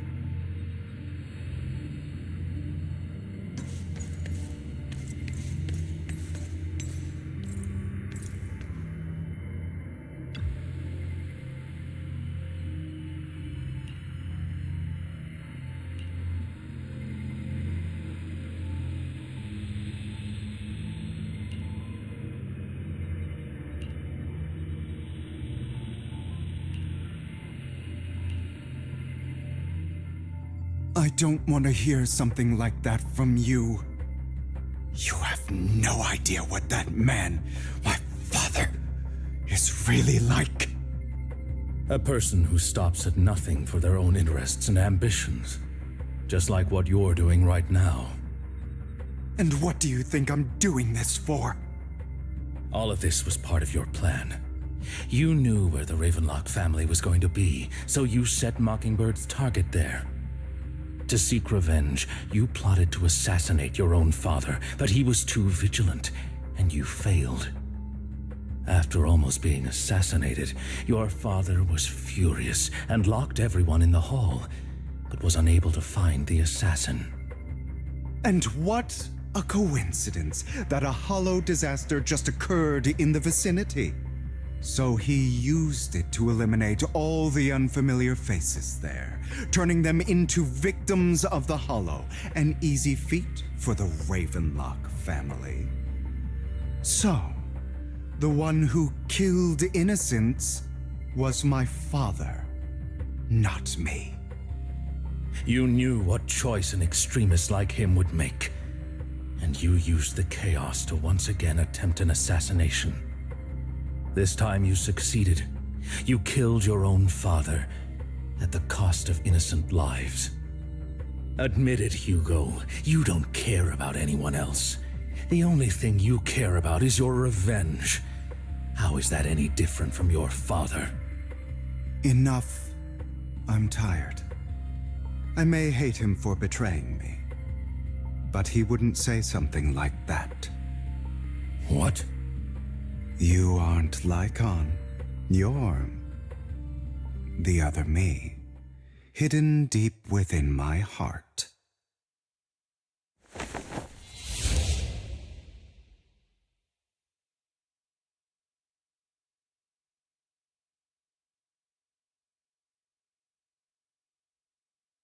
I've been waiting for you, my dear. It seems you've already grown accustomed to this place, even turning the tables on me. Just as you said, you are me, and I am you. There's no such thing as having an advantage over oneself. We are ultimately one and the same, forever inseparable. Then you should know what I want to say. When you and Lycon split, you didn't even try to clear up the misunderstanding, didn't deny or argue against what he said. Because you realized that deep down, he was right about you. You just hadn't acted on it yet. Some people live only to bring more suffering into this world. Sometimes murder is what brings justice back into this world. For that, I must stain these hands in blood. That's right. Just like what you said before you faked your death. Were those words really just an act? To slay the dragon, you must first become one with sharp claws, rending fangs, and strength enough to destroy anything. You know the truth better than anyone. If you hadn't hesitated and instead seized the first opportunity to kill your father, none of what followed would have happened. Innocent civilians wouldn't have died. your partner wouldn't have lost an eye and both legs trying to save people. And Mockingbird would have never gotten to that point. You can save more people. Save good people. Save more lives than the evil ones you take. I've spent countless hours in regret over that incident. So why not submit to your true nature? You want to be the judge, jury, and executioner of this world. And you can. I wasn't responsible for Father's death. The true mastermind is my uncle, Hartman. His schemes to kill the head of the family were all so he could take control. Mockingbird was simply unlucky enough to get caught up in it. So, for a behemoth like the Ravenlock family, with its roots so deep, a single person's death, regardless of who that person is, wouldn't change anything. Of course, whether it's Tops, the Mayflower family, or even the entire world, it's actually all the same. I refuse to be dragged down by pointless hatred any longer. You foolish, stubborn idiot. Do you understand the power of hatred? Have we not come this far precisely because of it?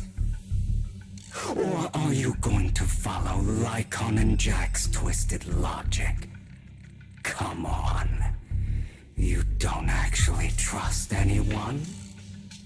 Otherwise, why would you hide this whole scheme of faking your death from them?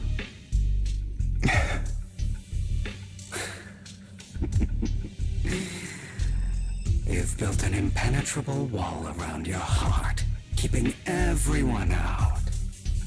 Of course you are right to do so. No one in this world can be trusted. Always.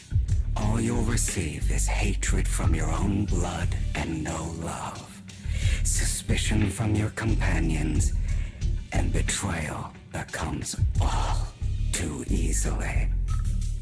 But the most ridiculous thing is that you want them to trust you. You stay silent and long for them to notice your suffering. You yearn for your companion's understanding and trust. Idiot. That's why you are incapable of exploiting them for your own ends. You care about their safety even more than your own. But remember, only the weak need companions. And we are children born from hatred. We are different from them. I will never be like them, and I don't need to be. Come, let me show you what powers we can wield. But you are me, and I'll never lose to myself.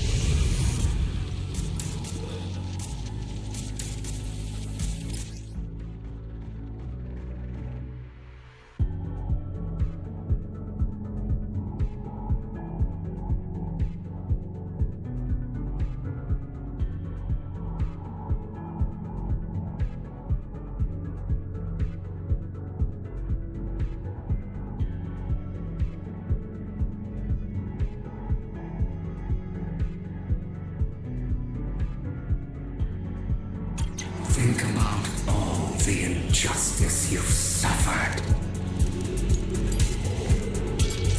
If you choose to forgive, you're betraying yourself. You know that.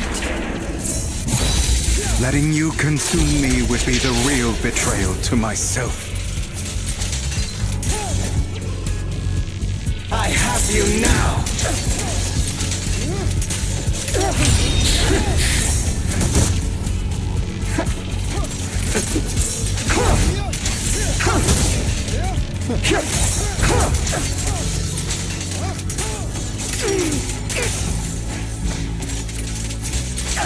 You're just afraid to admit it. Trying to run, are we?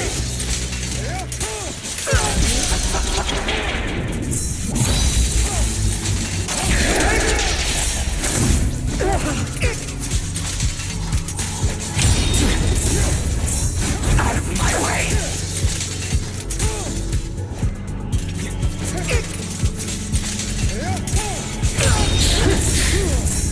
Is that all?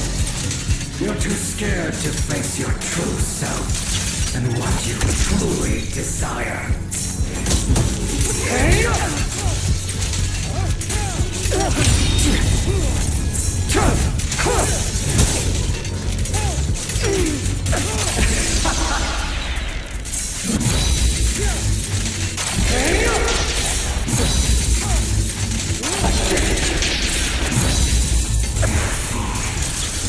You're trying to kill me. You think you can just get rid of me? Without me, you are nothing. For what it's worth, thank you. Don't be afraid. You and I are inseparable. You're part of me, just as I am part of you. Fancy words won't change anything. No. It's not just platitudes. I finally understand now. Some pain only fades when it's seen, when it's accepted. So I won't fight you anymore. I won't hate myself anymore. Weakness, hatred, malice, strength, forgiveness, justice.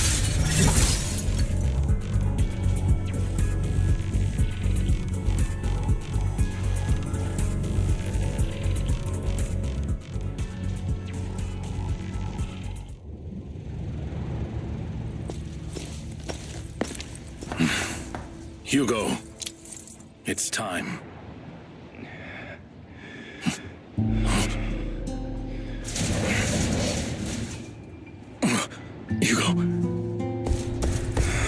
Hugo, you...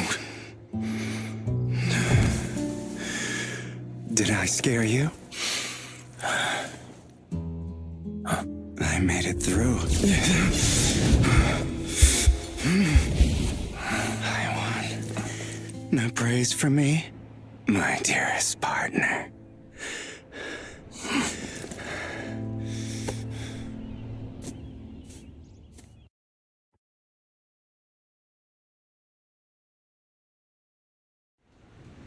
This is just like what I saw in my dream.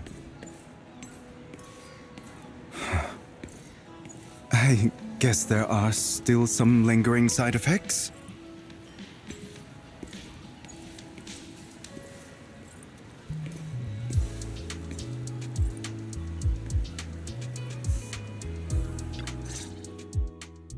Ah, my former partner.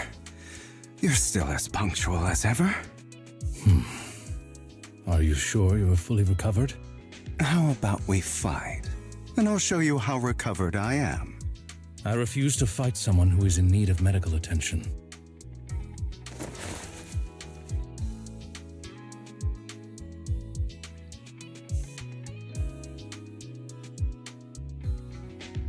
How thoughtful.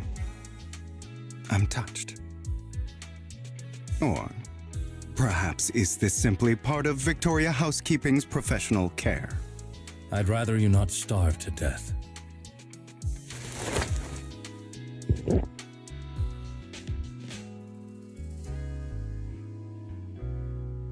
Not to your liking. I'm fairly certain this is the same kind as before. No. I've just gone too long without food. It feels a bit uncomfortable. Either way, thank you. Now tell me, what exactly happened in the warehouse? Just going a bit crazy from... you know what? Were you expecting anything else? But I did have a very long dream. A dream about many things from the past. If I had to put it into words, it would be like giving myself psychological therapy. You seem like you could benefit from some too. How about it? Want to book a session with me? Trust me, I'm a pro. Seems you really have recovered. Well, of course. I'm feeling pretty great right now. Like I could argue with you all day on every petty detail of who exactly was in the wrong back then. I wanted to ask, what you said about Mockingbird before, when you faked your death, was that part of the act? Oh, you mean the part about how Mockingbird has never really changed anything or saved anyone. I didn't expect you to still be so hung up on this. Interesting. After all, it was you who chose to betray Mockingbird. To betray me. Just as I said before, I never considered Mockingbird a failure. Perhaps Mockingbird deviated from its origins, but it has its value. You shouldn't reject the things you've done. Or Mockingbird. I have contemplated this before. Yes. Mockingbird has helped some people and has genuinely managed to cause trouble for those who abuse their positions of power for evil. Yet those in high positions still possess immense resources, and the people we helped remain destitute and suffering, willing to become slaves to those in power for scraps. But just as you said, even if what we did was childishly idealistic and flawed, as little as we actually achieved, even the slightest change is by no means meaningless. Nothing holds more value to me than Mockingbird.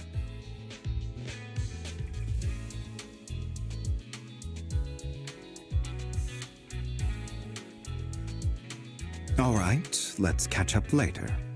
I still have things to do and need to wrap up my plan. I thought you would rest up first. As much as I would prefer that. My dear uncle and the Exaltus fanatics likely would not give me such an opportunity. If all has gone to plan, the fish will have taken the bait already. And if everything goes very well, I'll soon have solid evidence of the Ravenlock family's crimes. Well then, thank you for your assistance, former partner. Let's part ways here. I'll go with you. Lycon, surely you don't think that because I just recovered, I'm too weak to deal with those useless fools. Hartman's actions will disturb the safety of New Eridu. As I serve the mayor, I should intervene. Very well, whatever. Let's go. And don't slow me down.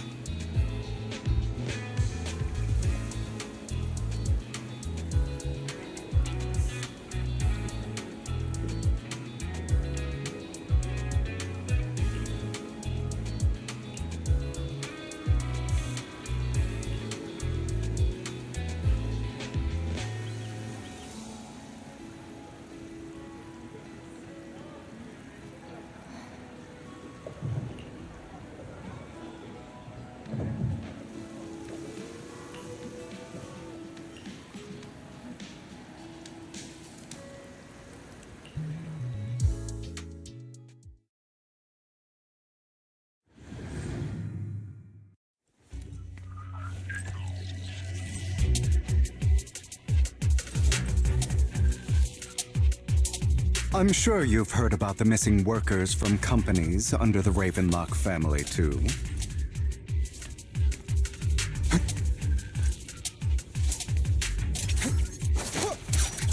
I know where they are.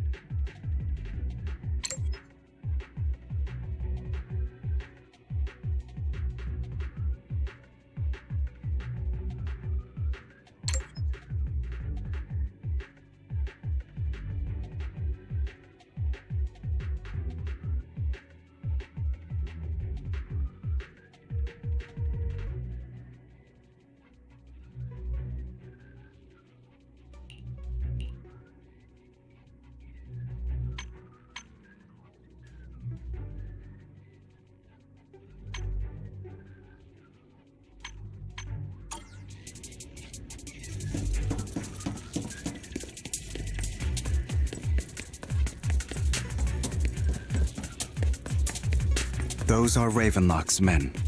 The workers with them are the victims who were tricked into going into the Hollow.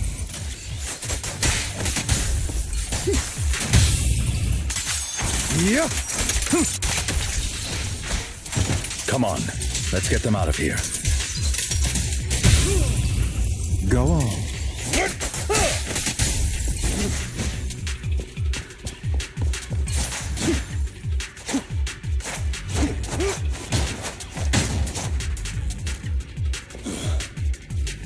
I'm here.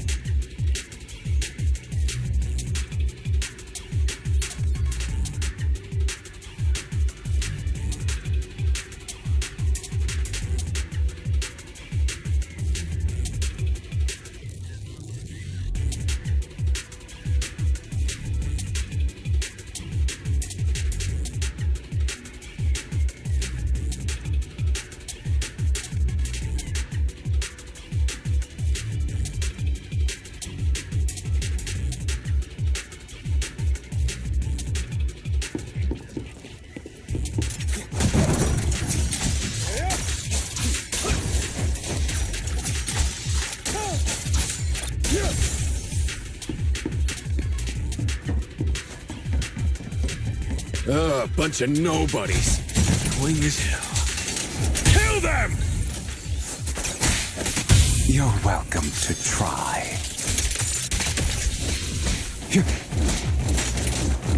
Say no more.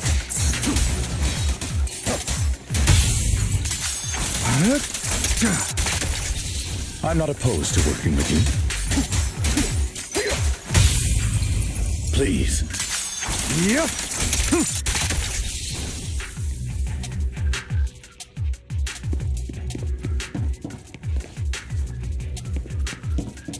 More workers here. And quite a lot of them.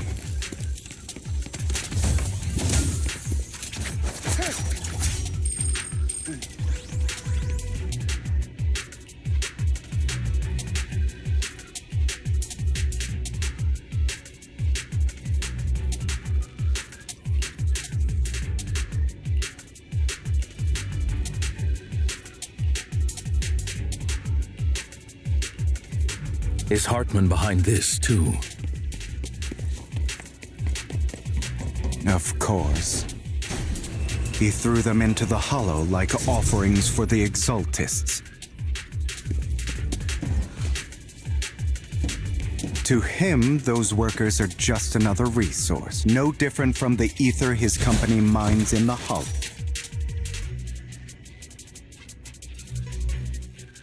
There's more over there. Let's hurry. It's different this time. Don't rush in.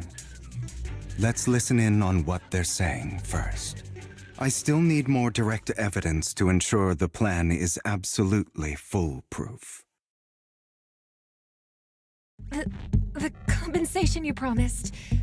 It's all real, right? All we have to do is follow you into the hollow for some simple tasks, and you'll give us a huge sum of dennies. It sounds real suspicious. Shut your trap. You keep yapping and asking questions. If this is all so suspicious, why were you so eager to sign up for it? Because I don't have a choice. My daughter was previously caught in the hollow disaster and suffered severe corruption. The treatment costs have completely drained our family's savings. So that's why... It's the same for me. A serious illness at a senior age. I need the money. Who would risk taking a job like this unless they were desperate? I'll do it. No matter how suspicious. As long as I can get paid, I'll do anything. Even risk my life. Wait, you people from the Ravenlock family, you're part of a big company in Tops. You wouldn't go back on your word, right? Don't worry, you'll get every denny you were promised. But before we start, you all need to take this medicine first.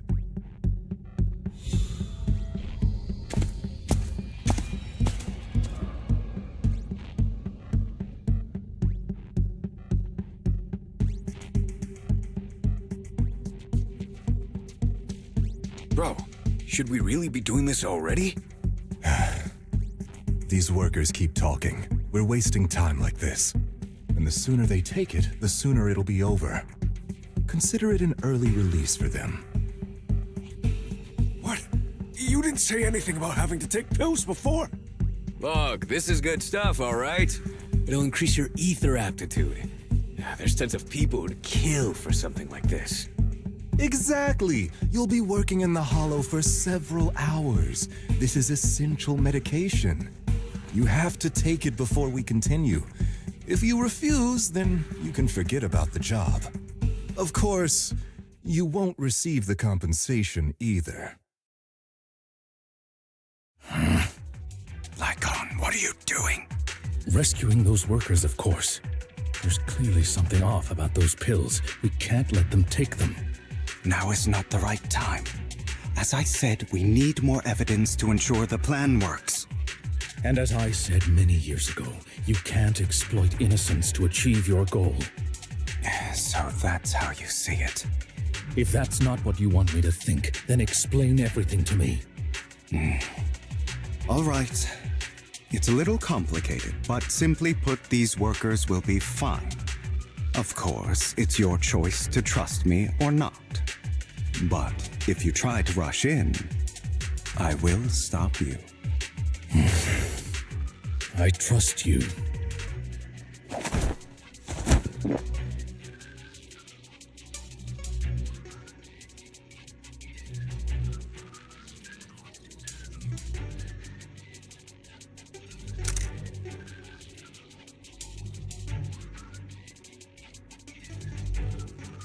All right. That's the evidence. Now we can go and beat them into the ground as much as you want. Don't forget, you owe me an explanation.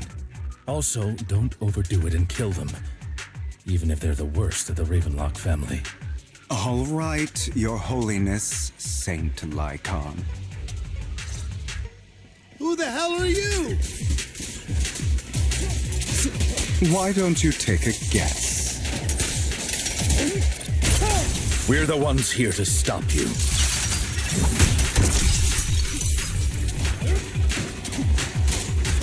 Can't remember the last time we worked this well as a team. Your legs? How are they feeling? I'm fine. To be honest, I think I prefer the way you used to fight.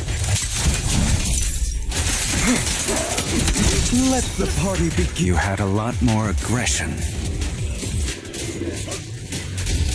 I've merely learned to control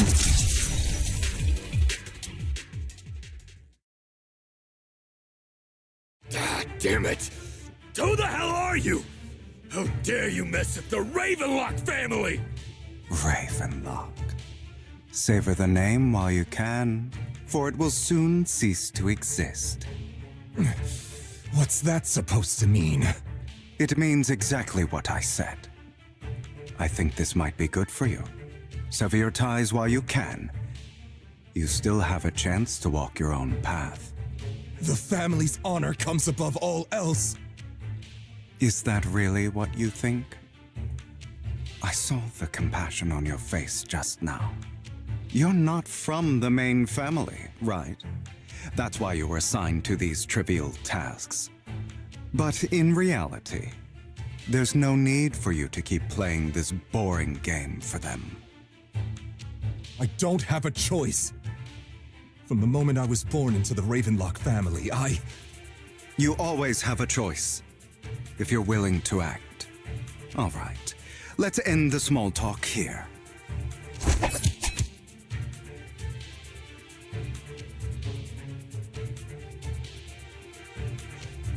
Don't worry, YiXuan. I didn't hit them too hard, just enough to keep them quiet. How's that? My acting's pretty good, right? As always, a certain someone should take some lessons from you. I'll leave the rest to you then. Okie dokie.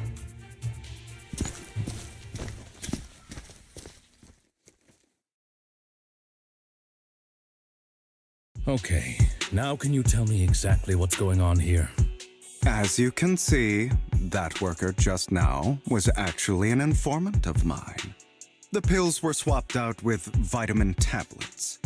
Outside of this batch, some workers have already taken the actual substance Hartman has. But rest assured, the antidote for it is already in development. I found the best in the field to help, and with the data I collected before, we should have results soon. I wanted to ask. The reason you decided to lock yourself in a room and endure the effects of the drug, besides getting evidence, it was also to collect data on this drug in order to create an antidote, correct?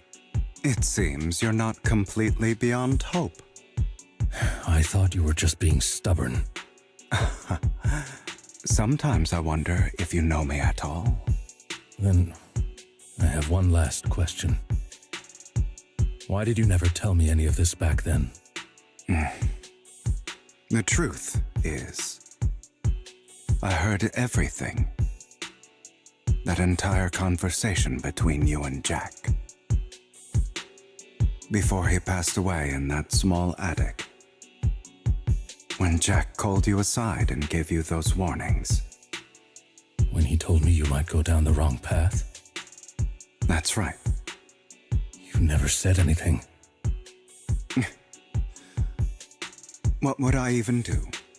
Scream and rage over your suspicions, or get on my knees and beg for you to trust me? You know there's no way I'd allow myself to do such a thing. Besides, back then, even I was confused about myself. Jack, It's all in the past. You don't need to explain anything to me. Enough. We should get going. If we're going to reminisce over the past, we should find a more suitable location.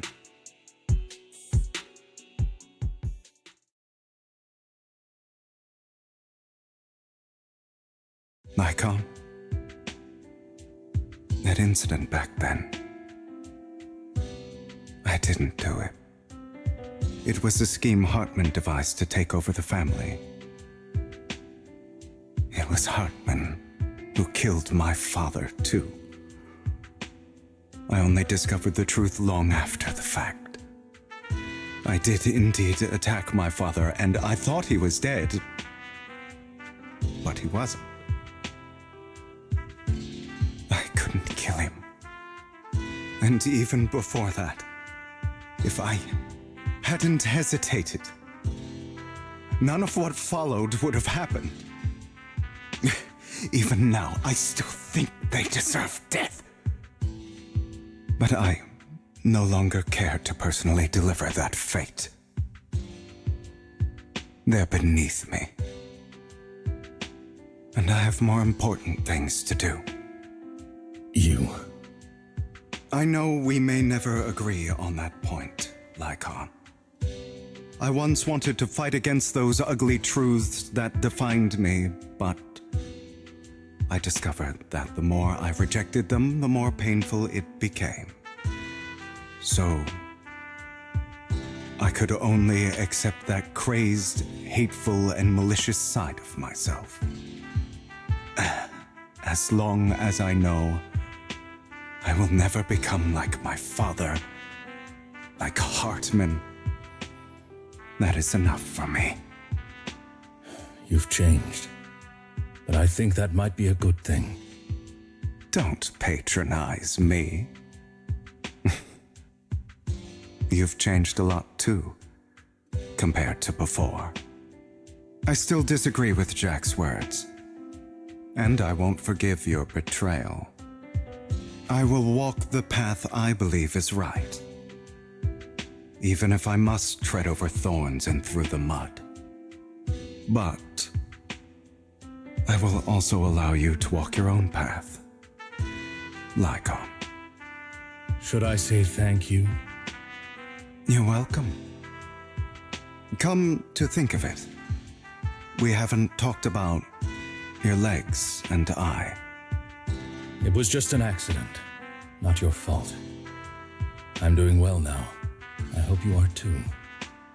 On the contrary, perhaps I should be the one apologizing. I misjudged you. I used to think you wanted power, that everything you did was for your own ambitions. I thought you wanted the power to pass judgment on all in this world like a god. I am a god. I am my own god. Or you could say that in this world, everyone is their own god. There are many things that we are powerless to change. But there are also many choices we can make. Just as I said before, I am the only one who can kill me or save me. I'm glad you think that way. Let's go. I still have one last thing to do. To witness the end of Ravenlock.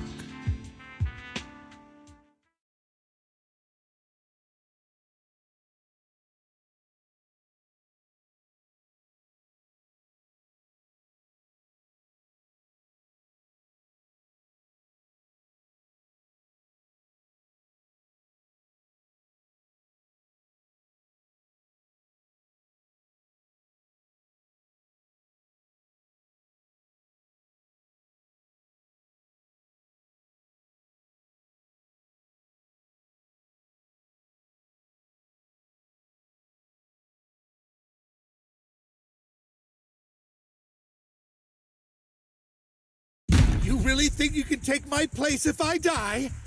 Never, you filthy bastard! Your little tricks mean nothing. As long as the Ravenlock family stands, I can still get back on my feet. You still don't get it, do you? This was never about avenging my father. And I don't care about taking your place. I didn't come this far just to kill you. That'd be pathetic. Right on cue. Why don't you take a look at this, Uncle? On behalf of TOPS, I'd like to verify that we had no involvement in the Ravenlock family's actions. TOPS is officially terminating all partnerships with the Ravenlock family, effective immediately. We will have no further affiliation with them. Are you crazy? What the hell do you get out of ruining the Ravenlocks? You want to be a petty thief forever? Thief? Oh, Uncle. Allow me to reintroduce myself. I'm the name people whisper about. The one who robs the rich and gives to the poor. I'm the master con artist who can fool anyone, anytime. I'm the leader of Mockingbird, the one who turns every headline into my own stage. I have friends who'd catch me if I fall, partners who'd shed tears for me, and allies who always have my back. I am Hugo Vlad. You're the one who needs the Ravenlock name. I never did. You ungrateful bastard! You should have never been born. You flatter me. Same goes for you, Uncle.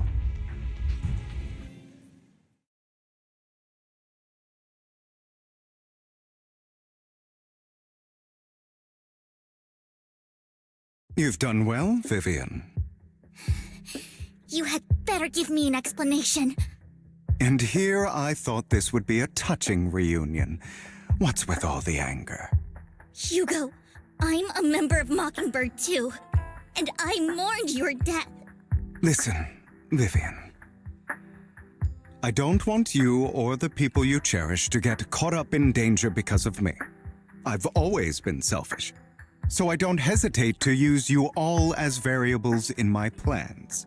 But it is because I am selfish that I also don't want my failures to affect my treasured companions. In any case, if you were in the same position, would you not make the same decisions? Lycon's taking care of everything outside. We should go. Also, Belle, thank you. And I'm sorry for the whole act where I threatened you. It was the only way for Hartman to drop his guard against you and leave you be. I, Hugo Vlad, am forever indebted to you.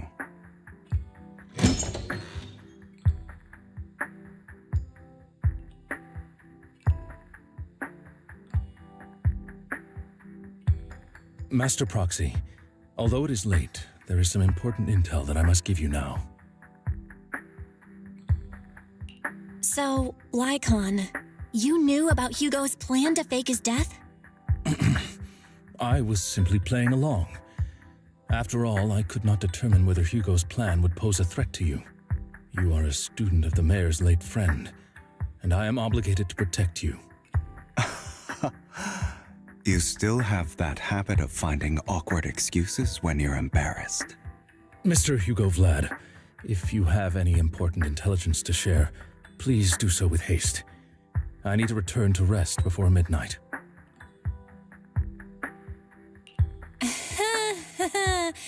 You two sure are close.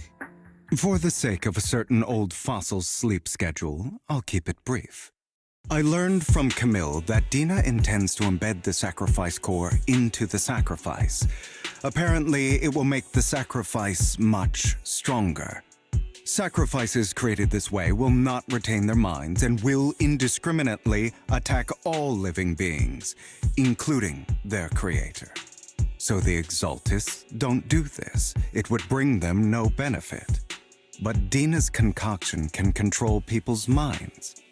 If a person takes the pill and is injected with the serum Landon left behind, the sacrifice would be under its creator's control. Although the dormant sacrifice has been destroyed, Dina found a batch of that serum her father created and wants to create new sacrifices. Never mind the sacrifice. Hartman's sacrifice core is a fake. We don't know where the real one's gone. The real core has always been here. Here? In Lord Phaethon's video store? Vivian, do you remember when I suggested you give that collectible to our dear Proxy? I remember. But that was just an ordinary pendant. And I've met the person who submitted it. She has absolutely no connection to the Exaltists. How about our dear Proxy take out that pendant so we can take a look?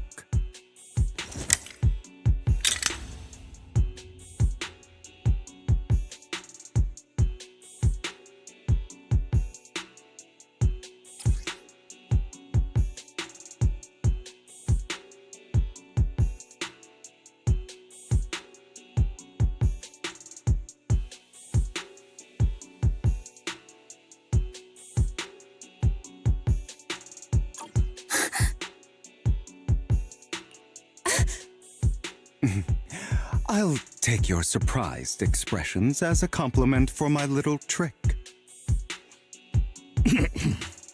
I will hand over this core to the mayor as agreed. Since he fulfilled his promise to protect Vivian and the manager while I was pretending to be dead, I won't go back on my promises. No wonder the mayor would promote rhetoric favorable to Mockingbird. I can't believe I thought he was actually being sincere. Since we have the sacrifice core, all we have to do now is stop Dina from using innocent people to make more sacrifices. Yes, and we need to destroy the last batch of Landon's serum. Hopefully with no options left, Dina will give up her obsession. All right, that's the important stuff. I'm going to go and confirm where Landon's serum's been stashed. I'll contact you again once I have something.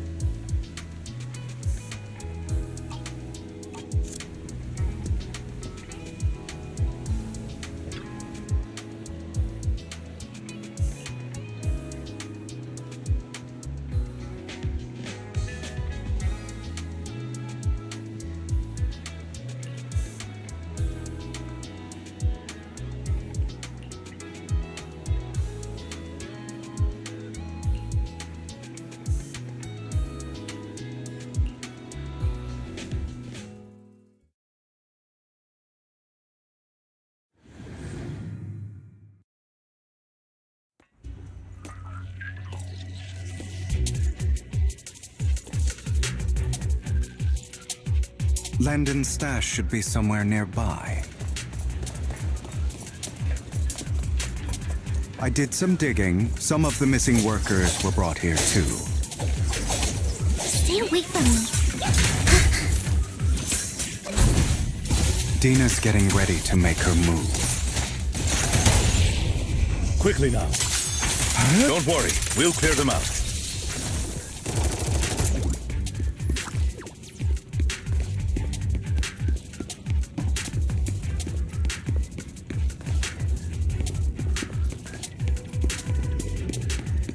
They're trying to destroy the goods! Stop them!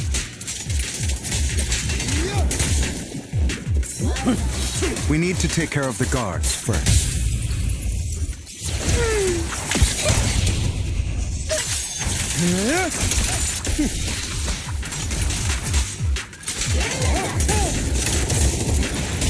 Some of the serum is stored in this warehouse.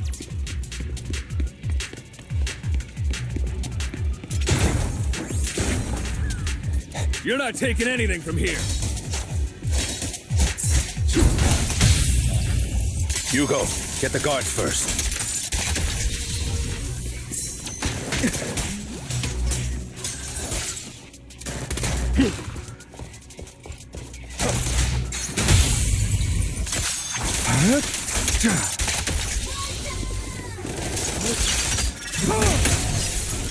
You just stepped into your own grave!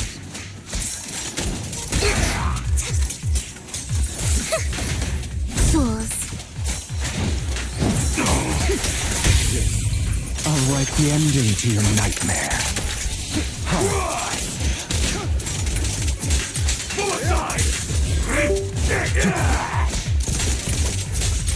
Say no more.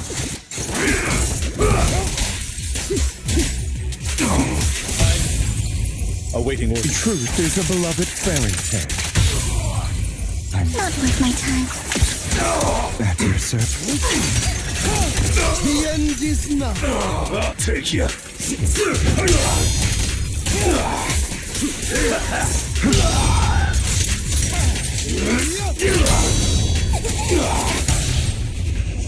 Stay calm now. Heads for flowers that bloom in the abyss. Let the party begin.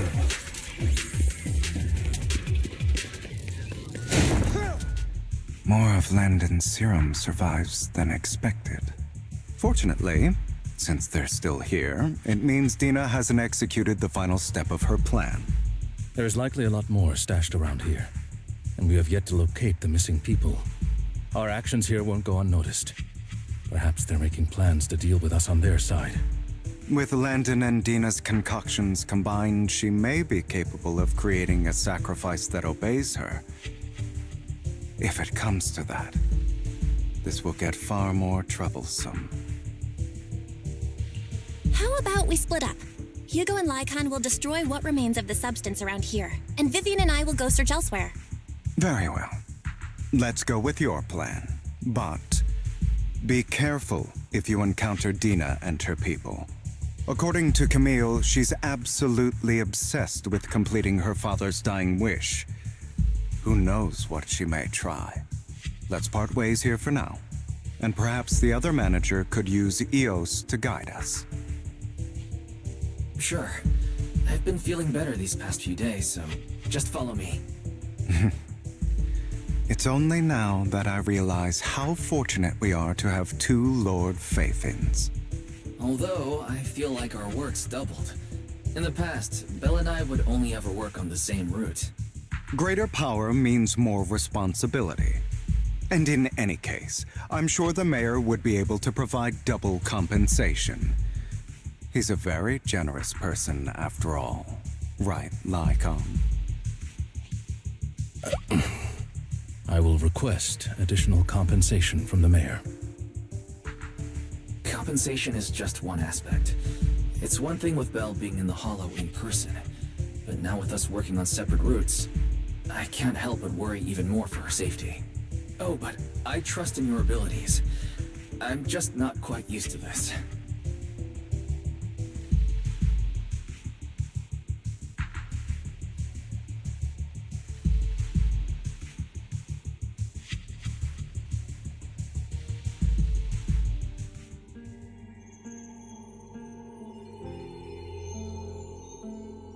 This is the future I saw Lord Pathan.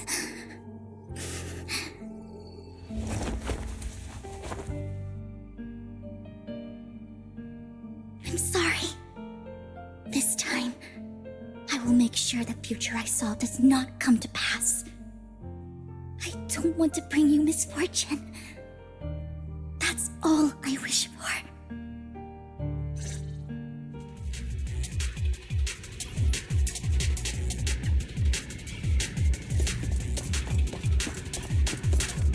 Leave this to me, Lord Phaethon.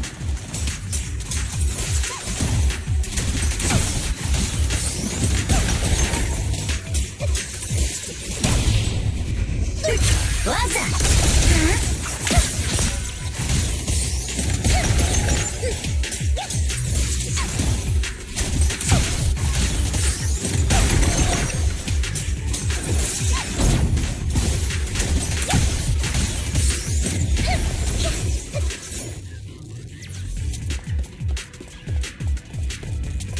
Lord Phaethon, there might be more serum here.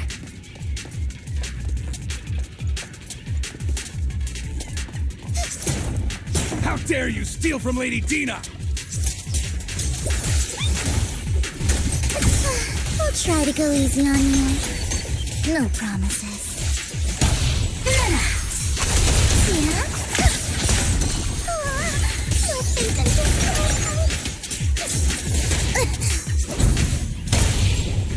daydreaming?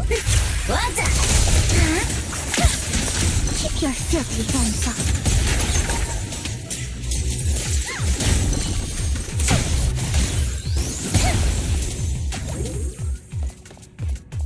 There are containers by the fissure. There's got to be something inside. Let's try opening them.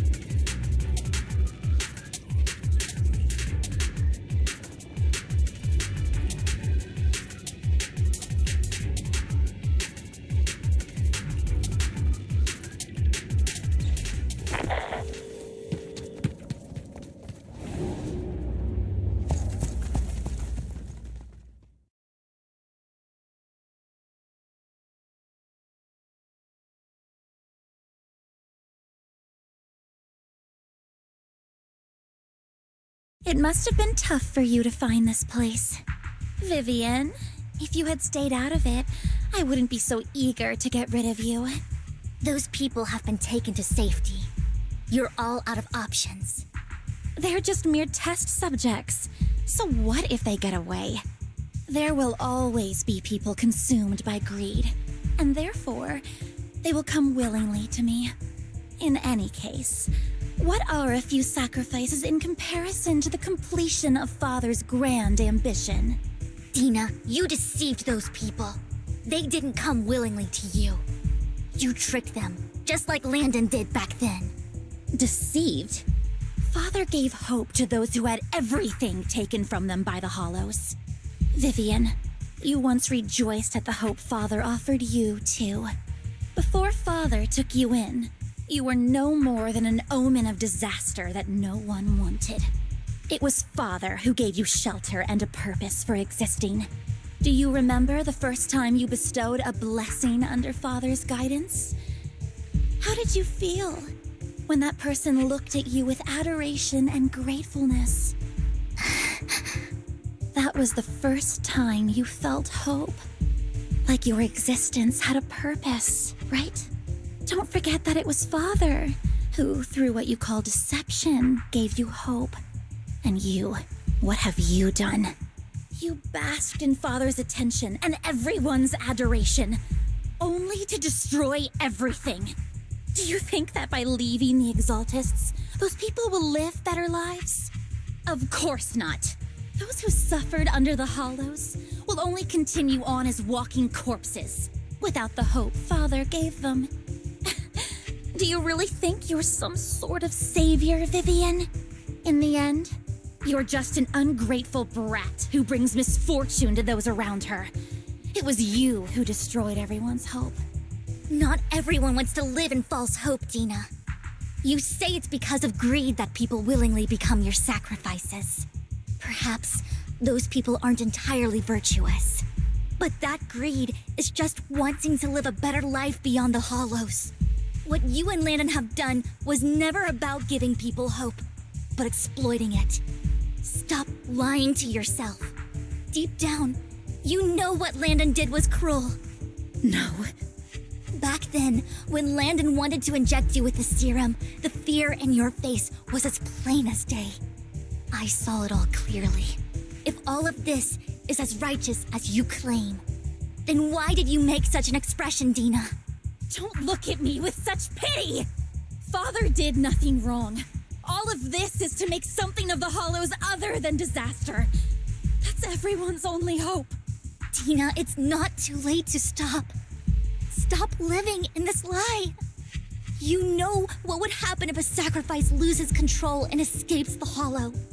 It's not the Hollows that are to blame for those people's deaths, but the hope you keep talking about. That will cause more despair and claim more lives. That is merely the necessary sacrifice to accomplish a greater goal. No one deserves to be a sacrifice. Your hypocritical magnanimity disgusts me. I can always go and get more test subjects if they've escaped. And I will be able to replicate Father's serum with enough time. With you gone, I'll be able to complete Father's gift to the Creator and fulfill his last wish. Camille, release the failed subjects. Lady Dina. Camille, are you going to do what you did before? You keep saying you'll follow the Creator, but it's all lies. Lady Dina, the Hollows took my family from me. I understand that there's no way to get back what I've lost. It was Lord Landon who told me that the Creator would guide me. One day, Hollows will no longer be disasters.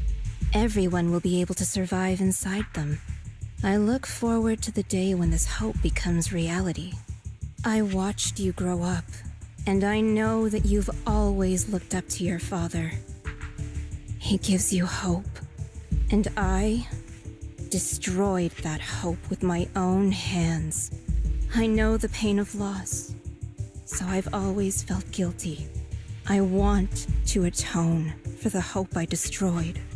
But Dina, I don't want to ruin more lives. And I don't want to continue watching you destroy yourself. Vivian is right. Not everyone wants to live in false hope. So, please, stop. Camille, are you abandoning me too? I'm not abandoning you. I just don't want to see you go past the point of no return. The point of no return? I passed that point ages ago. No, Dina. You can still turn back. I'll be your way back. Where are you going, Camille? I made a deal with Hugo and the mayor. If someone needs to take the fall for this, let it be me. I did it. All of it. I've been forcing Landon's only daughter, Dina, to research how to create sacrifices. I colluded with the Ravenlock family for my own gain.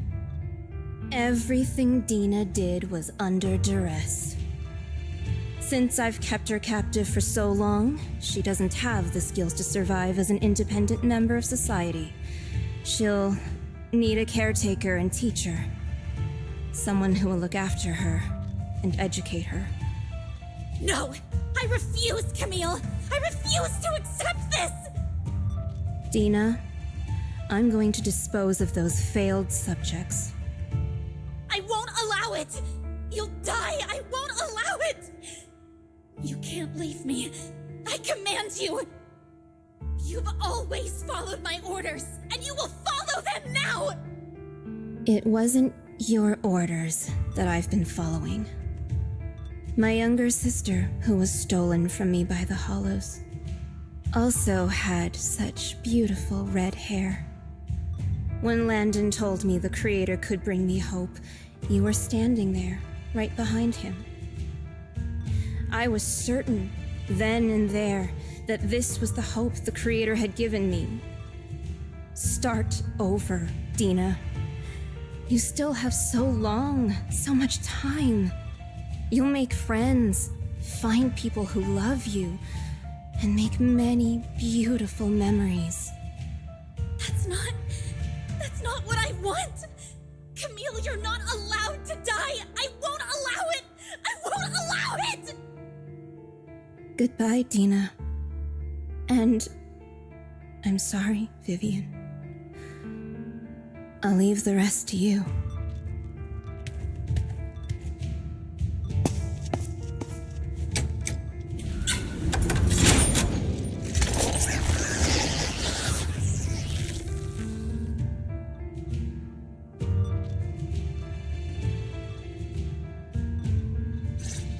Take out these ethereals first.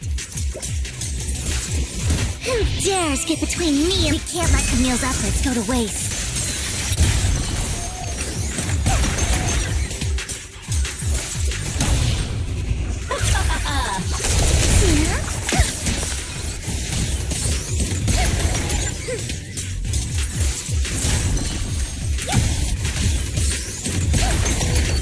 Let's go after Dina, Lord Phaethon. They must be on the other side of the fissure.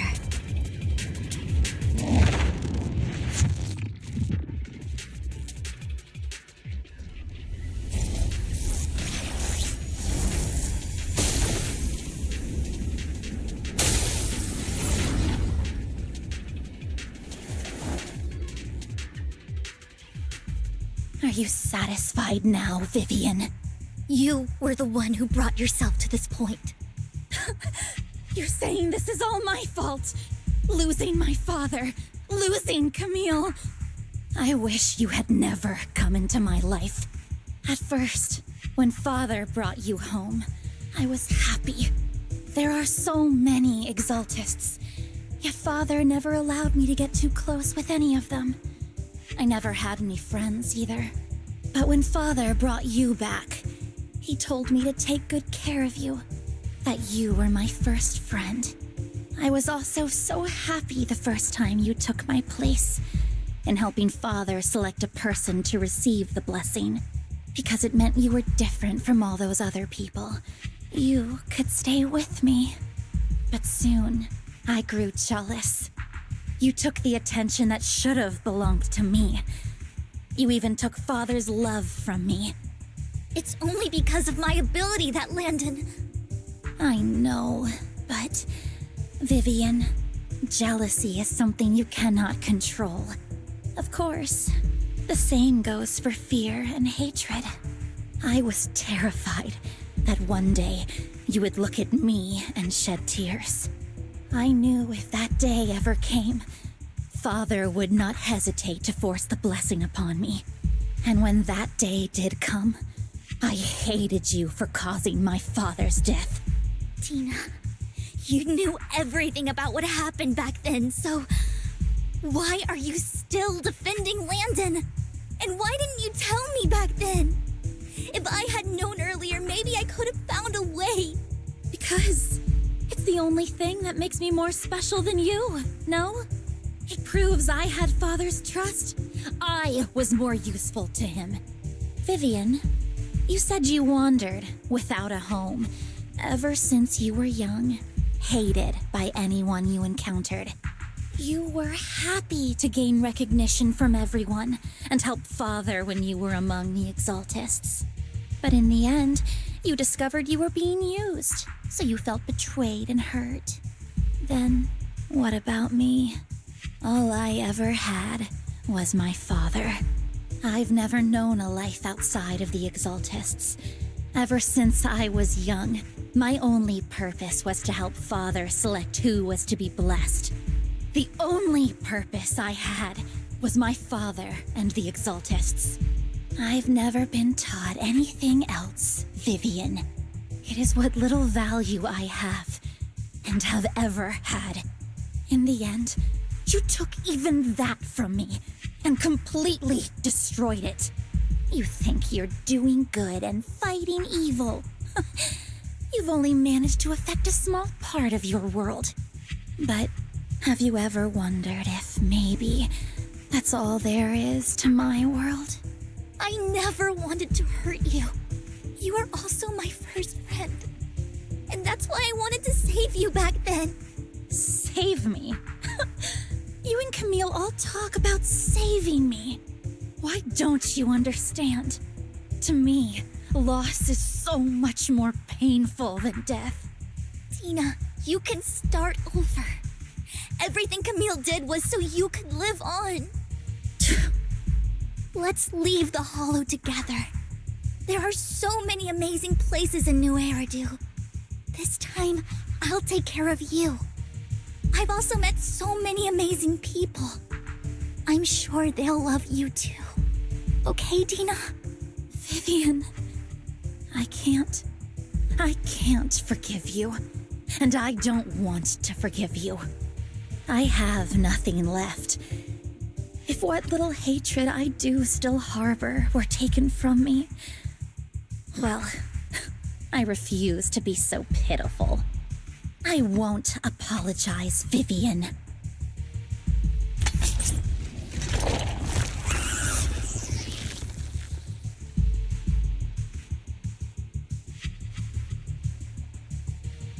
I don't want to hate myself, so I can only hate you for killing my father, and hate Camille for leaving me.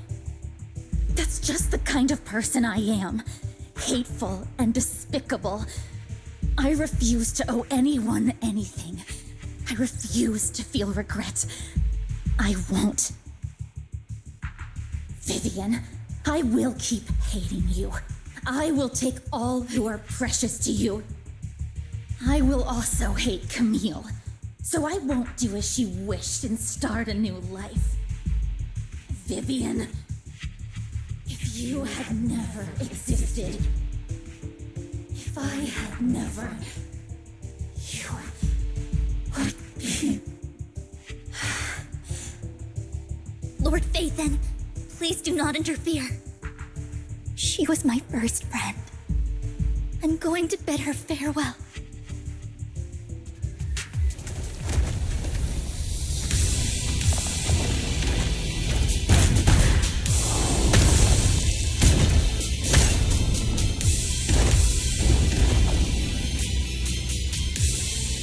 Dina, soon the pain will be over. Lord Phaethon, don't come any closer!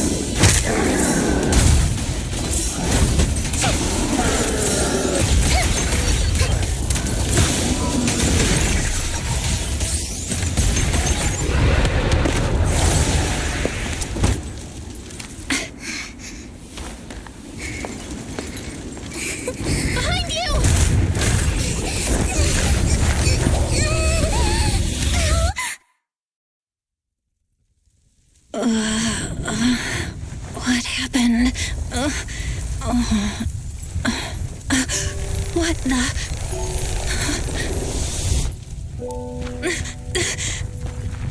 Vivian! Belle, don't come near me. This is my own choice.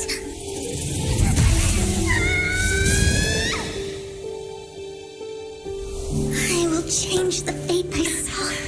Vivian! I just want you to remember me when I looked my best.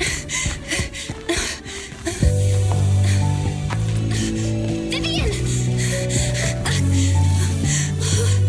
Vivian, your body!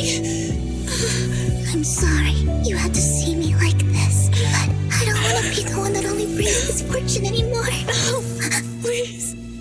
No. It's so warm, and the night is beautiful.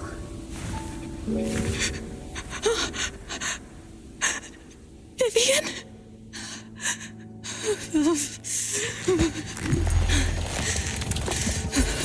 No.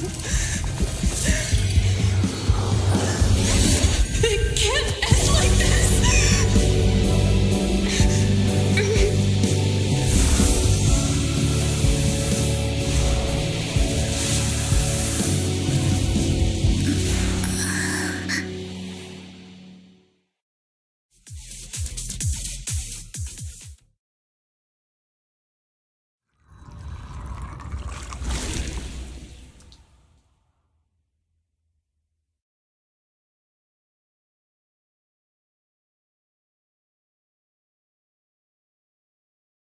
Belle, you're scaring me. Belle, I'm so glad you're awake. What happened? I remember Vivian and I... Wait, where's Vivian? She injected herself with Landon's serum. Hugo and YiXuan brought you out of the hollow. You were in a coma and... I'm so glad you're safe. And you said Vivian used the serum on herself? But she looked fine to me, barring a couple of scratches. Hugo sent a message earlier saying he got her checked over, and she was all right. Can you recall what happened? The situation was dire, so Vivian used the serum on herself to defeat the ethereals. I saw the crystallization process starting to occur. And then I can't describe it, but I think I saw something. At the time, all I was thinking about was wanting to remove the crystals from Vivian. I don't even know what I did. But then I passed out, I guess. What happened after that? When I led Hugo and YiXuan there, it was just you and Vivian lying on the ground. We didn't see anything else. Never mind that for now. Belle, do you feel any discomfort? Just a bit dizzy. For tonight, just get some rest.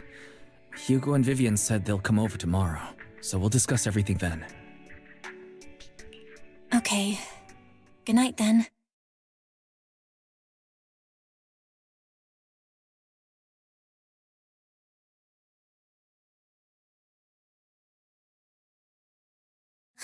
Lord Phaethon! How are you feeling? No headaches? Leg pains? Heart palpitations? Loss of appetite? Vivian? I was just so worried. Sorry. Anyway, Lord Phaethon, I'm so glad you're okay. What happened this time was all my fault. You only became an ethereal to defeat Dina. If it weren't for you, neither of us would have made it out alive. So, what happened? Belle said she saw the crystallization process start, but I didn't see anything through Eos. Hugo, YiXuan, did either of you guys see anything strange? Allow me to explain. Miss Vivian told us what happened after she awoke, and the mayor arranged a full medical checkup for her. Based on the results, Miss Vivian indeed shows mild corruption sequela. But if the crystallization process had already started, the lingering effects should be far more severe. To be precise, If the process had already reached the point of mass surface crystallization, it should have taken no time at all to become an ethereal. So, the mayor theorizes that it was the etheric energy within Master Proxy's body that affected Vivian's condition and the surrounding etheric particles, causing Vivian's corruption to recede. Essentially, corruption is a reaction between the etheric particles inside the body and in the surrounding environment.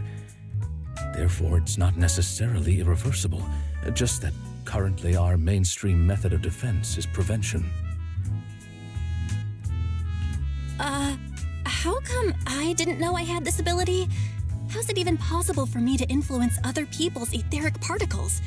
That makes it sound like I can manipulate etheric energy at will. Master Proxy, you are special. This is a gift your teacher left you. Our teacher? So this has to do with her? I don't know all the details, so I cannot explain everything to you. My apologies.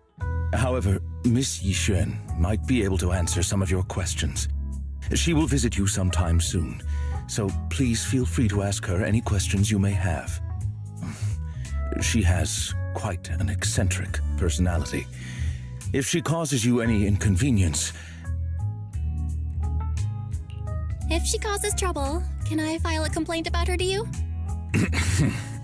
Master Proxy, you have always been a people person, so I trust you will handle things just fine.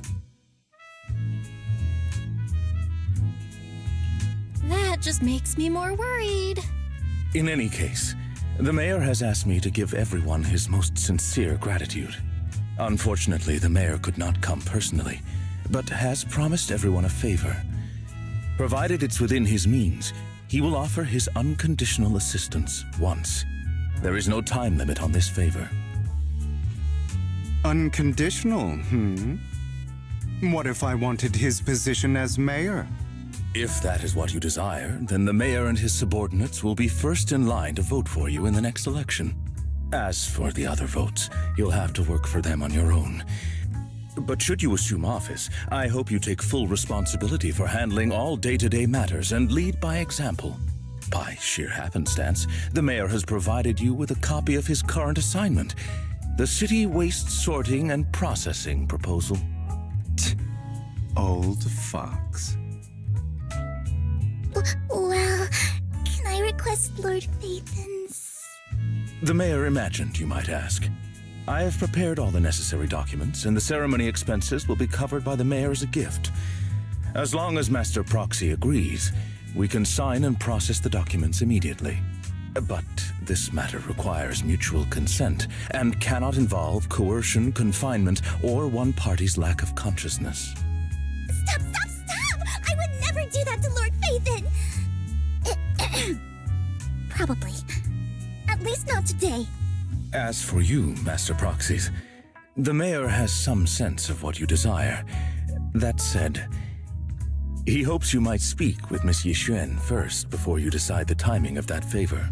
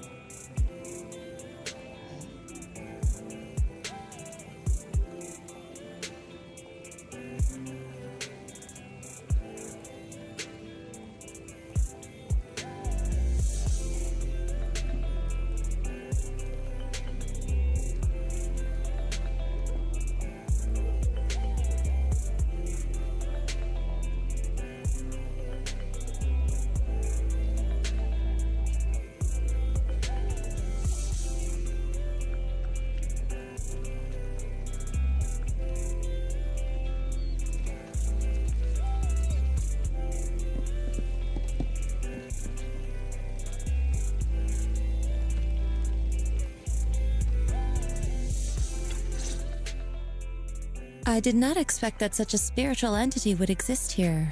It appears this street is a geomantic gem. A spiritual entity? His name is Howl, and I guess you could say he's a neighbor of mine. Is there something special about him? No, I was simply a bit surprised. It's rare to find such an intelligent individual of this breed. Even huskies can be really smart. Howl is proof. You're right. Yet, being overly intelligent comes at a price. It must stay here for prolonged periods of time, parted from its owner and unable to move about freely. Both a blessing and a curse. However, it seems quite happy. We've strayed a bit off topic. Since you're back, let's discuss our partnership.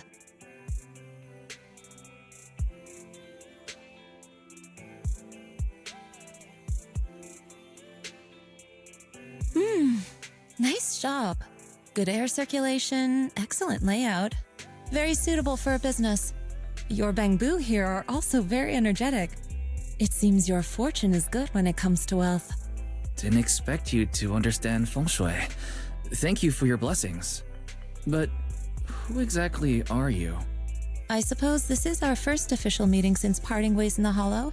Now that both of you are present, allow me to reintroduce myself. My name is YiXuan, a mystic from Yunquei Summit. Wait, mystic? Like those people in movies who can tell your fortune and go around blessing people? This is my first time meeting one in real life. But what's Yunquei Summit? Just an ordinary sect of the mystic arts. Our disciples travel all across New Eridu and sometimes collaborate with authorities. Currently, I'm affiliated with the Hollow Investigative Association. Right now, however, I'm here to discuss a partnership in the name of the Mayflowers. So, what sort of partnership are we talking about? I have reviewed the documents provided by the Mayflowers. You previously underwent an implant surgery. After recent adjustments, abnormalities occurred. These abnormalities bear resemblance to the craft practiced by us at Yunquei Summit. If you are willing, I can teach you how to better control your abilities. To better control my abilities. It sounds great, but there's no such thing as a free lunch. Since you're willing to teach us your craft, Shifu, you must want something in return, right? That's right. Mayflower will have you join me for some investigations. Looking at my divination results, this will be a complicated and very likely dangerous matter. He's still going over the details, but should have more information for you soon. You can wait until then to decide.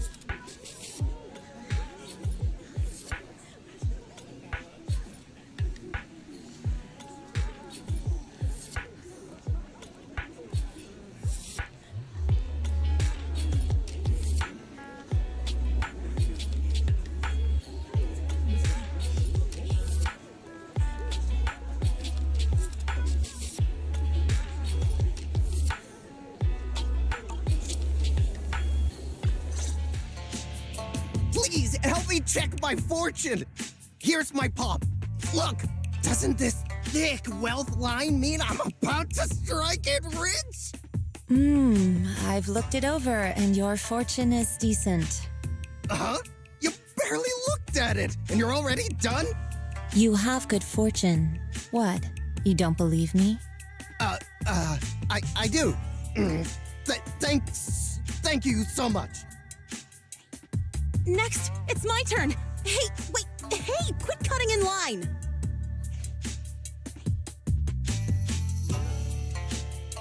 So, this is where you were. Who are all these people? You're here, Belle? I decided to take a break. I didn't expect so many people to come seeking my divination services. Don't worry, I need no more than a simple spell to solve this matter.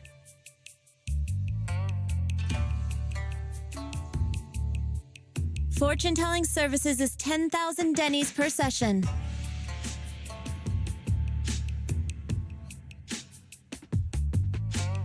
All gone? Good. It seems the Banish Wealth and Desire spell is still effective. Banish wealth and desire? That's a spell? This isn't the kind of craft you said you were going to teach us, is it? Our video store has a business license, and we'd get complaints if we charged unfair rates. Of course not. This is just a trick to deal with trouble. I'll take my time showing you the true craft of YiXuan Summit. For now, let's find that shop.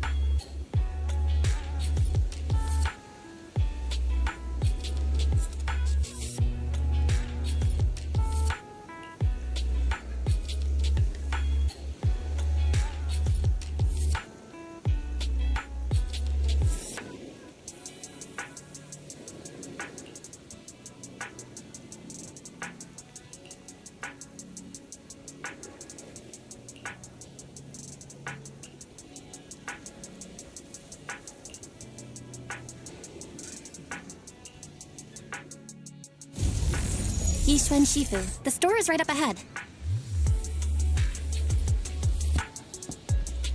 Yes, this is the place.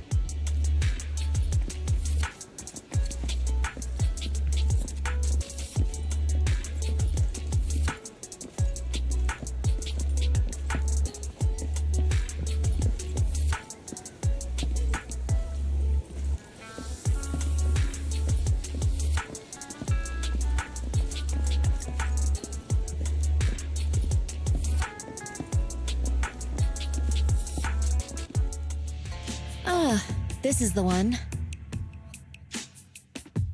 Seems it's closed. Another wasted trip. Not necessarily. 1 second, please.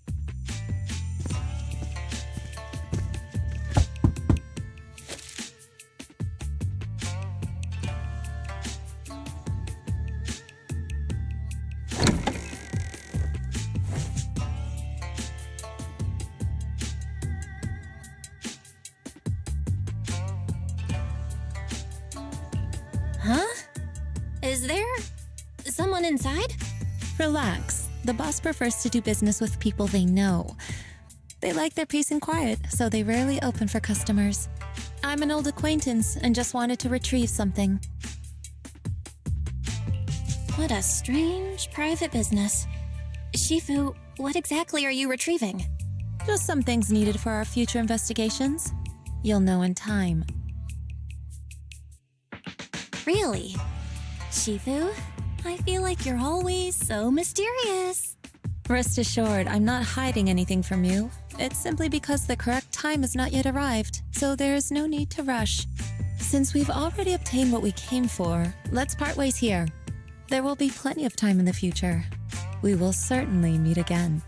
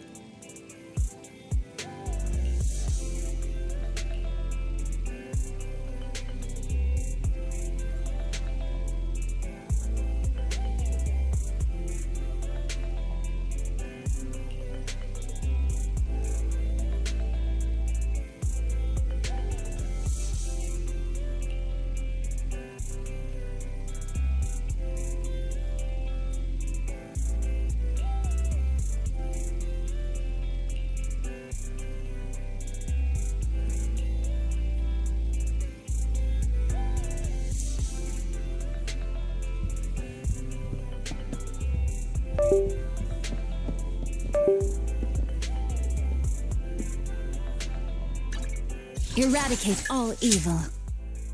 Good day, Lord Phaeton.